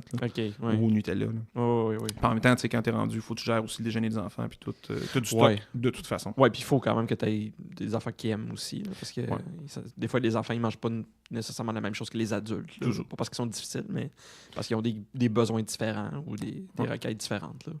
Puis sinon, pour le soir, ce qu'on fait, c'est qu'on se planifie chaque équipe de canot. Souvent, on est 3 ou 4 canots. Fait qu'une équipe, c'est pas nécessairement un couple, là, mais c'est 2 personnes dans un canot. Ben, on s'attribue un souper pour la gang. Fait que, comme, mettons, cet été, moi, j'avais un souper. Puis c'était des pâtes au pesto. Puis ce qui est quand même facile à faire. Oui. Puis des pâtes, c'était un des derniers soupers parce que les pâtes sont sèches. Fait que ça se conserve super bien. L'eau, ben, tu mets ton chaudron dans la rivière et tu vas bouillir. Puis le pesto, ben j'avoue qu'on a un petit peu étiré la définition de la conservation. Là. Mais c'était un pesto dans un pot en plastique que j'avais trouvé, qui était scellé, entre guillemets, sous vide. Puis théoriquement, c'était marqué sur l'étiquette de garde au frigidaire, mais après tout, le pesto, comme les saucissons, comme le fromage, c'est une façon de conserver les aliments. Là. Fait qu'on est rendu un peu frileux avec ça, mais je me suis dit, il va te faire la semaine. En plus, s'il est sous vide, Ouais. je veux dire, il y a des gens qui travaillent dans l'alimentation qui pourront nous le confirmer que quand c'est sous vide. Fait que bref, au bout d'une semaine, il était très bon. Oui. Puis, ça faisait un bon souper. Puis sinon, tu sais, parmi nos classiques, là, j'ai parlé des grillades tantôt, la fondue Swiss Night, peu importe la marque, là, fondue au fromage, là, ça prend du pain rassis. C'est parfait, tu achètes du pain frais, au bout de 3-4 jours, il va être rassis en masse. Oui. Puis, fondue au fromage, ben, un réchaud, un chaudron, puis tu mets le fromage dedans, merci, bonsoir, là, ça se fait bien. Sinon, il y a différentes déclinaisons de ressources de pâtes qu'on va faire, des trucs comme ça. Puis un des gros facteurs, c'est vraiment l'eau. En fait, c'est plus ça qu'on essaie de s'attribuer sur le banquet de rien. Puis l'équipement, dans le fond, tout le monde est responsable de son propre équipement, sa tente, son sleeping, les canaux, vous partagez ça, vous êtes tout le temps 2 par canot. Oui, sauf exception. Là. Il y a des années qu'on était un nombre impair, par la véranderie notamment, qu'on prenait un kayak à la place d'un canot pour la personne qui était toute seule. Puis les enfants, ils sont avec 2 adultes ou... Ouais. Il y a une année que il y avait le père avec son fils qui avait 9 ans, là, fait que ça marchait assez bien quand même. C'était du canot tranquille. Là. Puis les jeunes, ils sont capables de pégailler aussi. Puis, ça commence. OK. Ouais, ils ont leur pagaie attachée à une corde. Puis ils commencent à donner une petite contribution. Là. Quand ils sont motivés, ça permet au canot d'avancer plus vite. Mais il y en a un qui avait 5 ans, 6 ans cette année. Pagayait, là, mais il caressait l'eau, on va dire. OK, ouais, c'est plus pour le fun. Ouais, c'est ça. Là, tu me dis que le prochain voyage, ça serait... Probablement la Restigouche. Ouais, ça s'enligne là-dessus. Fait que c'est du canot rapide. En fait, c'est la pointe sud de la baie des Chaleurs. Okay. Donc, c'est vraiment... La baie des Chaleurs fait comme un triangle. Là. Puis dans le creux, dans la pointe du triangle, c'est la Restigouche. On s'entend que c'est pas ça qui alimente la baie des Chaleurs, mais c'est... c'est pas que ça. Si tu vas jusqu'au fond de la baie des Chaleurs, t'arrives dans la Restigouche. Fait que il y en a une partie, je pense, qui est au Nouveau-Brunswick. Je suis pas sûr à 100%. Puis c'est plus court un peu. Là. On parle plus d'un 3 à 5 jours de canot à peu près, qu'on pourrait peut-être tirer sur plus long. Parce qu'en fait, tous les canots, tu peux les faire en plus long. T'as qu'à en faire moins par jour. Faire passer plus de temps sur la berge. Là. Ça va être encore pas mal le même groupe qui va embarquer dans l'aventure. Ouais, ça devrait. Quand je dis l'aventure, je parle pas d'occupation double. Je parle On va pas quitter l'aventure. Ouais, on rejette une personne par soir, puis il dit « retourne chez vous à pied. » Mais là... l'autre question que j'avais... toi, avant de commencer à en faire avec ton ami, puis tes amis, puis tout ça, t'en faisais-tu quand t'étais jeune avec tes parents ou... Oh, à l'occasion, c'était plus quand on allait à la pêche, en fait. OK. Donc, j'en ai fait de moteur et avec des pagaies avec mon père, mon frère. Mais pas du canot camping comme tel partir? Non. OK. Juste du canot comme ça, là. Ouais, ou des randonnées, une après-midi, une demi-journée. Là, c'est... Parfait. Puis est-ce que t'as des anecdotes savoureuses que t'as pour raconter encore, que t'aimerais partager? Oui, j'en ai une. Une anecdote? Ben, vas-y. Ben, écoute, on a parlé tantôt que j'étais quand même d'un poids conséquent. Là, puis, en fait, c'est pas tant que ça non plus. Là, je présente autour de 235 livres. Faut comprendre que la plupart des choses de la société sont conçues de masse, pas sur mesure. Et le poids limite la plupart des choses sur lesquelles on met notre poids, c'est 220 livres. Oui, c'est vrai. Ben, pas dans ces eaux-là, ouais. Ouais, ben, tu 220, les chaises de camping, 225, entre autres, c'est un bon exemple. Ouais, c'est ça. Pas 230. Fait que les bancs de canot, notamment, c'est pas 230 non plus. Ah non? Fait que les 4 derniers canots que j'ai utilisés pendant les 2 dernières années, j'en ai 3 qui m'ont fait une belle surprise. Fait que je me rappelle notamment, ça revient en noir cet été, on pagaille, on fait un R3, l'équipe qui nous avait précédé avait chaviré, c'était solidement planté, puis on s'était dit, OK, on va l'avoir. Fait qu'on part, puis on pagaille, puis ça va bien, puis on pogne pas tout à fait le trajet qu'on voulait, mais ça a bien été, puis t'es comme, ouais, crac! Voilà. Je vous laisse compléter. Ouais. Fait en même temps qu'on était super content d'avoir passé le rapide, le derrière du canot a tapé sur une roche submergée qui paraissait pas pantoute. Puis probablement que si on avait été un peu plus équilibré en avant en arrière, ça aurait passé comme dans du beurre. Et en tapant sur la roche, le banc a lâché. Fait que je me suis ramassé assis ses genoux. Puis qu'est-ce qui est arrivé? C'est la bonne aventure. Au bout de la 3e journée ou 2e journée, même affaire, pogne une bosse, crac, le banc il pète, je me ramasse ses genoux. Fait que là, on se ramasse à essayer de retresser le banc pour réussir à finir le parcours. Parce que retracer, c'est de le retrouver? Tresser. Ah, Dans le le sens- retressé. ouais, ouais. OK, parce que c'est tressé. Ben, la cire, c'est comme des bandes de tissu qui sont entrecroisées. Là. Fait que là, c'est que tu sors tes aptitudes de vrai âge, Ouais. puis tu fais, OK, attends un peu. Ton cours d'économie familiale, secondaire 2. Là. Ouais, ou quand t'es un scout, là. Fait que tu fais même, tu l'attaches dans même. Puis là, on prend de la vis, on va la recouper un petit peu, on va essayer de la revisser. Qu'est-ce qu'on a amené comme outil? Ah ouais, 2 pinces. Ouais, on va y aller avec ça. OK, fait que là, on a réussi à faire un amanchure qui a toffé un petit peu. Puis ça revient en noir, ça va casser différemment, c'était plus difficile. Fait que finalement, c'est une bouteille en algène qui a servi d'appui pendant un moment. Ce qui est super drôle, c'est que, bon, en fait, c'est pas hilarant, mais c'est surtout étrange. La même journée que j'ai pété mon banc, il a pété 2 fois. Il a pété, dans le fond, il y a 4 supports. Il a pété le support avant à gauche, le support arrière à gauche. Fait qu'à 2 reprises, en sortant d'un rapide R3, ben, on m'a entendu copieusement sacrer. Plus tard dans la journée, on s'installe à notre campement, on arrive, je pense que j'en ai parlé tantôt d'ailleurs, on arrive à un rapide, un très gros rapide où du monde s'est installé pour faire du camping, avec tente de cuisine, glacière et compagnie, et un des campeurs était un concepteur de canaux pour la compagnie qui fabriquait des canaux que j'utilisais. Ben voyons donc. Ouais. Fait que là, j'y compte un peu ma mésaventure, puis il me dit « Ah ben, hey, moi, il y a ton canot, ben t'as l'arrangé, moi. » Il parlait vraiment comme ça? Presque. OK. Fait que là, je dis, t'es sûr? Ouais, écoute, c'est ma job de faire des canaux. Je vais sûrement trouver quelque chose pour t'arranger ton canot. OK. Fait que j'ai amené mon canot, puis effectivement, là, il m'organisait de quoi avec des sangles qu'il y avait.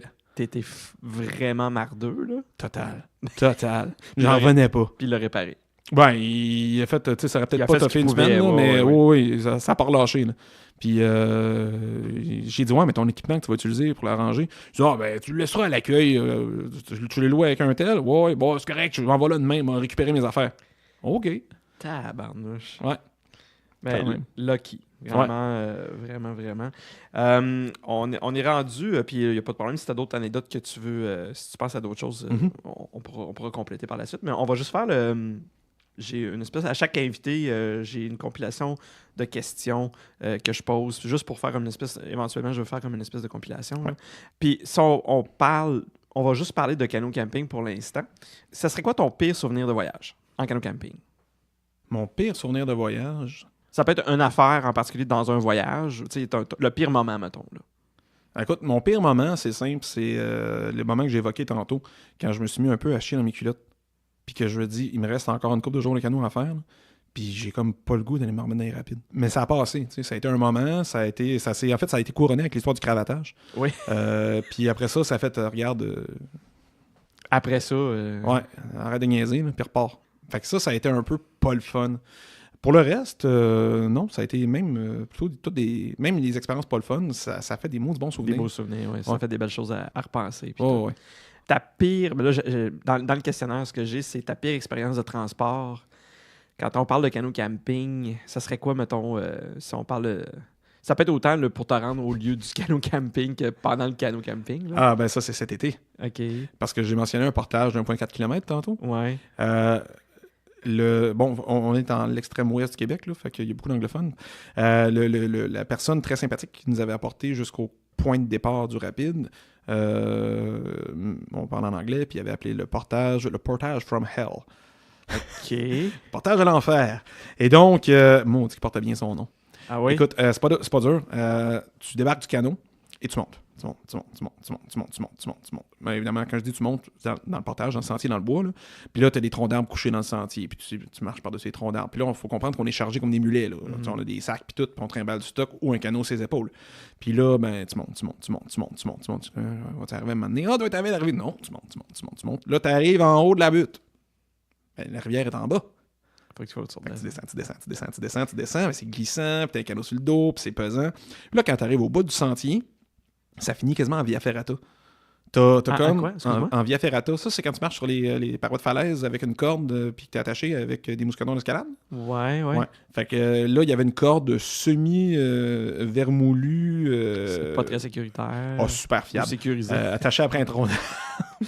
Puis là, tu descends en bas, mais tu sais, on parle, c'est pas un sentier, là. Faut que tu mettes tes mains à terre pour descendre. Là. Sauf que t'as 40, 50, 60 livres de stock sur le dos. Puis là, il faut que tu descendes en te tenant après une corde que tu sais pas ça fait combien de saisons qu'elle est là. Puis tu te dis, OK, la rivière est en bas. Écoute, c'était du sport, puis là, il fallait faire plusieurs allers-retours là-dedans. Les canots, c'était n'importe quoi, là. Il a fallu se faire un système de poulie. OK. Ouais. Ah ouais, on a entouré la corde autour d'un tronc d'arbre, puis là, il y en a un qui restait en haut, puis qui gérait le lousse qu'on donnait, puis l'autre qui était en bas, puis qui essayait de descendre en se tenant d'une main après la corde vermoulue, puis l'autre main tenait le canot, puis... c'est ça, il gérait où il mettait ses pieds, puis il se disait « OK, ça va bien aller. » Puis si le canot, il lâche, tu le reçois soit sa gueule, soit il s'en va direct dans la rivière, puis c'est bye canot. Bye le canot, Ouais. Alors ça, c'était spécial. Puis c'était tuant. On était là, brûlés après ce portage-là, ça n'a juste aucun sens. Puis tu sais, le trajet, il a fallu le faire 2 puis 3 fois. Parce que t'amènes ton stock, t'amènes les enfants, t'amènes les bagages. Tu retrouves ceux qui se sont perdus dans les sentiers parce que c'était bien ramifié. Oh, oui. Puis il y a 2 filles notamment qui ont fait « Bon, on est prêtes. Ils sont où ces deux-là? » Oh fuck, sont où ces deux-là? OK. Finalement, ils s'étaient juste perdus dans une ramification puis s'étaient arrêtés pour jaser. Mais pendant ce temps-là, on était réellement inquiets. On s'est demandé, coudonc, sont-ils tombés dans l'eau? Sont-ils pétés à la gueule? OK. Avait un potentiel élevé de pas le fun. Mm-hmm. Au final, ça s'est super bien passé. Mais c'était intense. Si, manac. Ouais, moi, je me souviens, après le premier trajet, puis tu sais, je suis pas celui avec le plus cardio du groupe, là, on remontait la côte pour retourner de l'autre bord, là, puis j'ai un de mes amis qui me regardait en disant « Tu veux-tu mon fruit au lard? » T'as pas amené de collation? Ben non, on va manger après. Je pense que t'as besoin de sucre. J'étais blanc comme un drap. Ah, je mon me Dieu. dis, hey, je n'imaginais même pas comment j'allais faire pour refaire un deuxième passage. C'est vraiment exigeant physiquement. Là, Hey, c'était mon gars. Ouais, fait que j'hésitais à poser cette question-là, mais j'ai bien fait de la poser. C'est vraiment excellent. La pire chose que tu as mangé dans une expédition, c'est que tu as fait « Oh my God, c'est dégueulasse. » Le repas du campeur. C'est un couple d'amis. Lors du premier canot qu'on a fait, c'était, grosso modo, c'est une papillote où ce que tu mets une enveloppe de soupe à l'oignon, des patates, du steak haché, du blé d'Inde. Tu emballes ça dans ta papillote, tu sacs ça dans ta braise dans le feu. Là, il faut comprendre que notre feu, on était installé sur une plage et camping sur les plages, c'est le fun et c'est pas le fun. Parce que c'est hyper douillet quand tu dors, sauf que tu as du sable partout. Puis ça s'en va jamais. Puis c'est difficile de trouver du bois pour le feu quand t'es sur une plage. Les plages n'ont pas tendance à faire bon ménage avec les forêts, là. Donc ça fait souvent des feux qui sont un peu limités. Ce qui fait que la braise n'était pas assez forte. On parle d'il y a 14 ans, là, donc on était quand même moins expérimentés. Ouais. Fait que les patates étaient croquantes. Puis c'était pas super bon. La viande était cuite, c'était déjà ça. Puis on était sur une plage, on était plus jeunes, on avait un petit peu trop bu. Puis j'avais des verres à vin, tu sais, avec le pied détachable. Là. Oui. Bon, fait que là, on était un peu pactés. Fait que tu sais, on va enterrer la base du verre à vin pour pas qu'il tombe à terre, tu sais, pour pas qu'il bascule. Fait que là, tu dis, prends une bouchée, prends la coupe de vin, prends une gorgée. Il y a plein de sable accumulé sur le pied de la coupe où ce qui tombe le sable direct dans l'assiette. Oh non! Hey, c'était bon. En tout cas, c'était croustillant. Ouais, quand tu manges des patates, ça fait croc. Ouais. Ouais, ok. Ben, ouais. J'en conviens. Ça serait quoi le moment le plus inoubliable de tous tes voyages de canot camping? Un moment, là. Si t'en avais un à choisir. Ouais. Hey, c'est pas facile, ça. Hey, je dirais... Un qui te revient en tête. Aussitôt que tu parles à quelqu'un de canot camping, ouais. Puis l'anecdote qu'il faut absolument que tu racontes à chaque fois. Il y avait l'histoire du canotage à reculons de tantôt, oui. Mais j'en ai une encore meilleure. Que ça aussi, j'en reviens pas encore. Tu sais, je parlais tantôt des passoires. Oui. Que tu pouvais rester pogné dedans. Oui. Puis, ça avait Bonaventure, il y a beaucoup de chablis. Donc, il y a beaucoup d'arbres couchés. Puis, les arbres couchés ont tendance à se ramasser, à pointer perpendiculairement au bord de la rivière. Puis la rivière est sinueuse. Puis elle a tendance à sinuer d'une façon qui te garoche dans les arbres. Okay. Donc, quand tu as un virage, le courant t'envoie du côté extérieur. Et du côté extérieur, tu as des arbres qui pointent. Fait que là, dans le fond, il t'envoie dans les branchages. Le chapeau est vraiment ton ami en canot. Ou là, un casque, là, mais un chapeau avec un bord plus large, là, ça te fait garder les yeux. C'est toujours plus agréable que d'être nucléé pendant que tu pagayes. Puis, il y avait un très gros arbre où le courant nous envoyait direct. Puis on s'était mal aligné. Puis on s'enlignait direct dans le tronc d'arbre. Fait que je me suis mis à pagayer comme un mongol. Puis, on a fait du surplace. On a fait un 360. On pagayait. Le canot a fait... On a vraiment fait un 360 complet en avant du tronc d'arbre, dans du gros courant, pour finir la boucle juste en passant à côté du tronc d'arbre. J'étais vraiment satisfait. On a travaillé comme des bœufs. Le monde nous voyait en arrière. On disait, Caroline, il se donne, hein? Ouais, mais on n'a pas foncé dans l'arbre. On n'a même pas accroché une branche. Sauf qu'on s'enlignait direct dedans. Là. Fait qu'on a vraiment fait un rond complet devant l'arbre avant de faire le tour.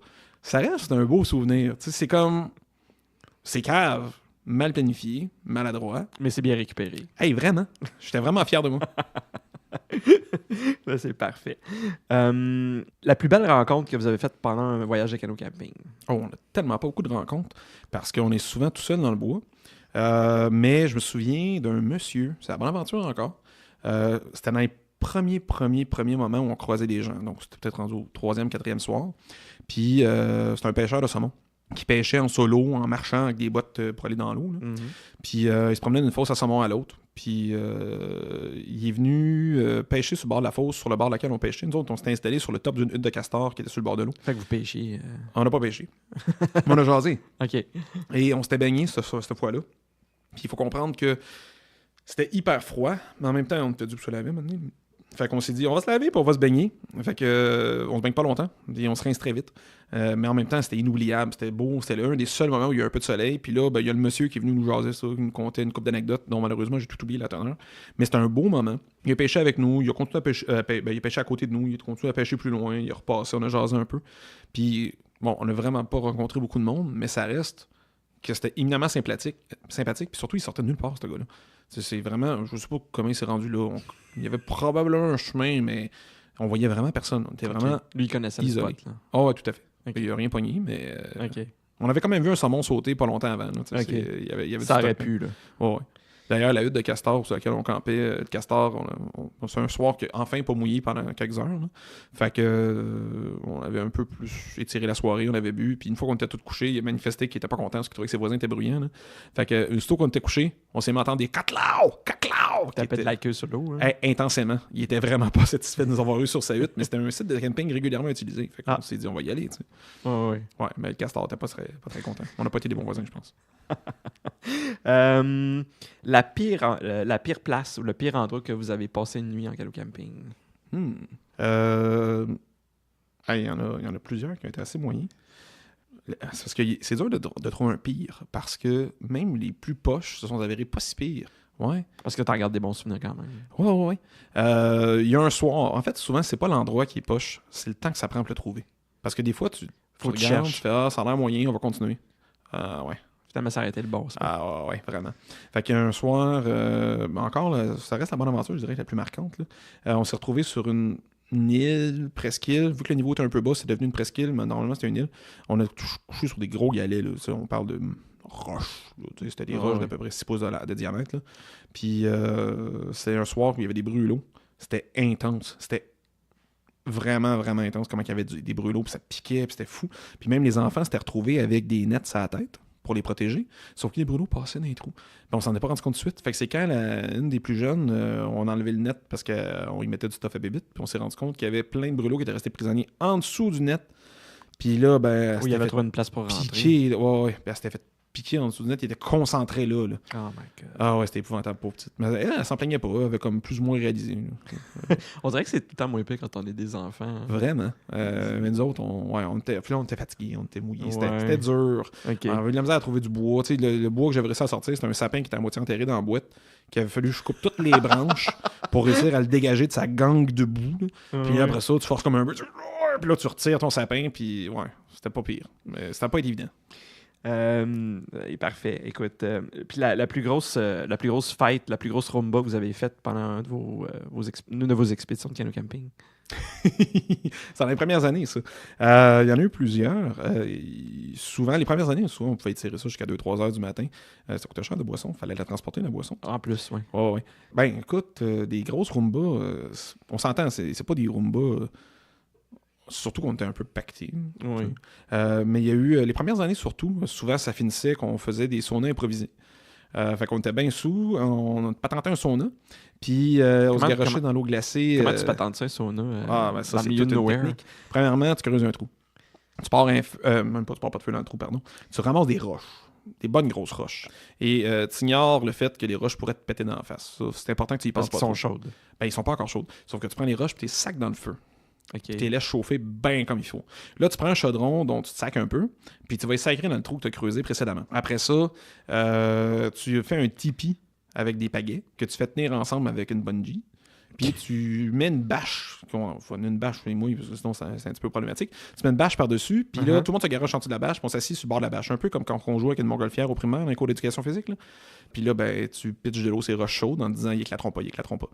Fait que tu fais ça, tu t'offres jusqu'à un certain temps, puis après ça, tu sais, l'idéal dans un sauna, c'est de se garocher dans l'eau froide avant. Puis une chose qui manque pas en canot camping, c'est de l'eau glacée. Ouais, j'imagine. Fait que tu te garoches dans l'eau glacée à moitié sous. Puis là, ce qui peut être bien le fun rendu là, quand il est tard dans la nuit, t'es un peu fatigué, puis que t'as pas trop le goût de nager, c'est que tu prends ta veste de sauvetage, mais tu la mets à l'envers, puis tu te fais une couche avec.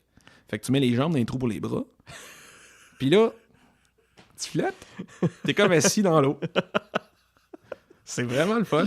Tu peux même faire ça avec un verre à vin dans les mains. J'avais jamais pensé à ça. Ouais.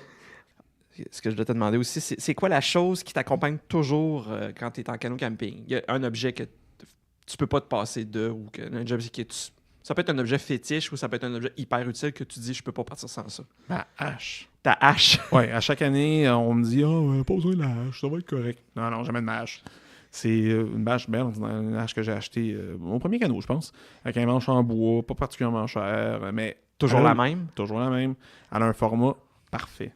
Elle est ni trop grosse, ni trop petite. Fait que c'est pas une mini hachette que tu peux juste couper des petites branchages avec. C'est pas non plus une hache pour faire une bûche. Mais ça permet quand même de fendre des bûches modérées. Puis, ça fait un job. Puis quand ça est un peu fatigué, là, ça te défoule bien comme faut. Et j'ai Madame Couteau qui l'aiguise une fois de temps en temps pour récupérer. Ouais, Madame Couteau, elle se prenne avec son camion. Puis... OK, le camion qui aiguise là, dans les rues, là, tu ouais, okay. C'est marqué Madame Couteau sur le côté. Toi, c'est une madame? Oui. OK, nous, c'est un monsieur. Ah non, c'est Madame Couteau. OK. Elle passe en ruelle, elle fait ça comme un bruit comme un camion de crème glacée. C'est juste un peu plus coupant sa langue. Là. OK, ouais. Puis... Puis, ouais, c'est ça. Selon les années, il y a des années qui mangent la hache, elle mange la claque, là, elle se ramasse ses roches dans le sable, puis tout, carouille. Puis là, il fait une petite jeunesse, là, puis écoute, je l'amène à chaque fois, même si quand on convient de pas l'amener, puis à chaque fois, je me dis, maudit que j'ai bien fait. Ah ouais. Bon, parfait. C'est un très bon conseil. Là, j'imagine que ça se prête pas vraiment bien à ça, mais quelle musique que tu écoutes pendant que tu es en voyage de canot camping? Écoute, la musique, je l'écoute pas tellement en canot, je l'écoute en char vers le canot. Ouais. Et c'est très variable parce que souvent les temps de transport est vraiment long. J'avoue que parmi les incontournables, il y a Tool. J'adore ce groupe-là. Là. Tout ce que fait Maynard James Keenan, c'est super bon. Donc Tool. Sinon, j'ai Local H. C'est comme Local H. Local H. OK. Ouais, c'est comme un groupe de néo-grunge des années 90 qui a continué, là, qui existe encore. Et c'est probablement le meilleur groupe de rock que tu connais pas. Puis quand je dis tu connais pas au sens large, là, ils ont eu succès marginaux dans les années 90. OK, c'est genre de groupe pour les initiés, puis... Ben, modérément. C'est-à-dire qu'il y avait un label qui supportait vraiment gros, puis ils ont été achetés par je sais plus quelle autre compagnie, puis ils ont comme été tassés dans un coin. Fait qu'ils n'ont jamais développé leur plein potentiel, mais ils sont fabuleux. Ils sont vraiment bons. C'est comme... Pour moi, c'est la définition du rock. Là. OK. C'est vraiment... Local vraiment H. Ouais. Ben, je vais checker ça. Ouais. Merci de la suggestion. Je sais que c'est pas facile nécessairement des fois dans des endroits reculés où est-ce que vous êtes, mais si t'es mal pris, qui t'appelle en premier? Non, ma blonde. T'appelles la blonde. Ah ouais. Bon, c'est pas nécessairement elle, il va pouvoir venir me dépanner, mais c'est elle qui va pouvoir me trouver quelqu'un qui va me dépanner. Parfait. Qu'est-ce que tu regrettes de ne pas avoir visité pendant un de tes voyages de canot camping? Je sais pas si la question s'y prête facilement, ou est-ce qu'il y a quelque chose que tu regrettes de ne pas avoir vu ou fait pendant que tu es en canot camping? Pas tant. Il y a des rapides que je regrette de ne pas avoir fait. Parce que parfois, tu sais, c'est arrivé à quelques reprises, puis il y a une fois en particulier que j'ai en tête, là, que c'est un rapide que j'ai contemplé d'avoir fait, puis le gars qui faisait du canot s'est regardé et on a dit « on va passer à côté ». Puis on s'est dit après coup « on aurait peut-être dû le faire, ça avait l'air le fun ». Puis probablement que ça aurait bien été. Peut-être que c'était une maudite bonne idée qu'on l'avait pas fait aussi, mais ça, l'histoire le dit pas. Ben, c'est parfait. Là, c'est la section Blitz. Dans le fond, c'est juste qu'il faut que tu me dises entre ça ou ça, qu'est-ce que tu choisis. OK? Là, c'est assez général. C'est pas nécessairement relié au canot camping, mais si tu trouves que ça se relie au canot camping, vas-y fort. Auberge 5 étoiles ou auberge de jeunesse? 5 étoiles. Voyage planifié, préparé ou improvisé? Semi des deux. Planifié, préparé, tout au complet, je ne serais pas complètement improvisé. Je le ferais juste pas. Fait que ça me prend un mélange entre les deux. Parfait. Camping sauvage ou hôtel de luxe? Camping sauvage. Camping sauvage, quand même? Ouais, OK. ouais. Parfait. Bouffe de rue ou table d'hôte? Table d'hôte. OK. Bouffe mexicaine ou bouffe indienne? Mexicaine. thé ou café? Ah, café. Puis dans les cafés, est-ce qu'il y a une particularité, une sorte de café, latte cappuccino, americano, c'est quelque chose que... En fait, il y a 3 cafés que j'aime. Il y a si je vais dans un café, un bon café, je vais prendre un cortado. OK. Qui est vraiment... c'est comme un gâteau au café dans une tasse, là. OK. Dans un verre, en fait, en général. Sinon, j'aime bien l'expresso serré court. Là, OK. Quelque chose L'expresso court, là. Ouais. Classique italien. Ouais, parce que là, t'as vraiment toute la saveur qui se développe. Puis ici, chez nous, c'est une cafetière de mocha de rond de poil, genre Bialetti. OK. Ça, c'est parfait. C'est comme le parfait compromis OK. entre une cafetière espresso un peu plus onéreuse, puis un café filtre fade et sans goût. Parfait. Centre-ville ou campagne? Centre-ville, la ville, campagne la fin de semaine. Centre-ville, la semaine, puis campagne la fin de semaine. Ouais. OK, parfait. Le meilleur des deux mondes. Se lever tôt ou veiller tard? Ah, veiller tard. Voyager seul ou en groupe? En groupe, seul, j'ai tendance à devenir un peu trop dans le spleen. Dans le spleen, dans le vague à l'âme un peu. Ouais, OK. Ouais, j'ai besoin d'être en groupe. Parfait. Tout inclus ou backpack? Ah, backpack entre les deux. OK. Le tour du monde pendant 1 an avec une tente et un sac à dos ou une année complète dans la même villa de rêve en Méditerranée? Ah non, je pense, j'ai oublié la définition complète, là, mais le backpack, une année de voyage. Là. Ah voilà, autour du monde. Là. Ouais. OK, fait que tu veux te déplacer, tu vas pas rester à la même place, même si la place, c'est un endroit de rêve. Bon, je me connais assez. Si je reste trop longtemps à la même place, je vais m'empatater. OK, parfait. Saut en parachute ou plongée sous-marine? Plongée sous-marine. Oui, hein? Je me doutais. Moto ou Westphalia? J'ai jamais fait de moto de ma vie. Fait que j'irais porté à dire Westphalia. OK. Je serais quand même curieux d'essayer la moto un jour. Parfait. Est-ce que tu as mieux visiter un musée ou faire du shopping? Visiter un musée. Verre de vin ou pinte de bière? Ah, pinte de bière. Pinte de bière. Coucher de soleil sur la plage ou au sommet d'une montagne?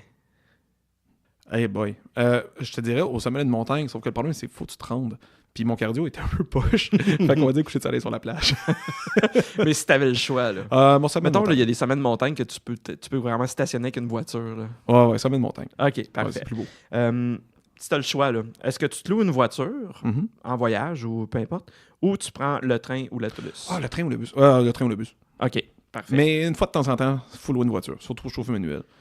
Pour chauffer manuel. Ah, OK. ouais. Puis il y a des endroits que c'est plus facile d'avoir une voiture aussi pour se déplacer puis voir des choses. C'est ça. Puis il y a des choses, il y a des endroits que c'est beaucoup mieux d'avoir un transport en commun pour se déplacer parce que ça devient infernal d'avoir une voiture. Ben, à l'étranger, je fais quasiment tout en train ou en autobus, sauf en général une journée dans mon voyage où je me loue un char, puis là, je me tape un petit road trip. Parfait. Ben écoute, Serge, merci d'avoir partagé toutes ces connaissances et ces expériences-là avec nous. Ça a été un plaisir. On va sûrement se revoir bientôt pour parler de cyclotourisme. Et d'ici là, j'espère que tu vas avoir de belles planifications pour tes prochaines excursions. Certainement. Merci beaucoup d'avoir été là. Ça fait plaisir. Post-scriptum à l'épisode. Serge m'a fait remarquer ceci à la suite de son écoute de l'épisode. L'embouchure de la rivière Bonaventure qui donne dans la baie des Chaleurs est en réalité très large. Ce dont Serge parlait, c'est de la décharge du lac Bonaventure qui débute la rivière qu'ils ont descendue. Si vous avez des questions à propos de cet épisode ou pour toute autre question, n'hésitez pas à nous contacter à l'adresse partout dans le monde podcast@gmail.com. Nous sommes également sur Facebook et Twitter. Simplement recherchez Partout dans le monde podcast. Voilà, c'est déjà tout pour cet épisode de Partout dans le monde. Merci d'avoir été à l'écoute et n'hésitez pas à vous abonner à notre émission. Ciao!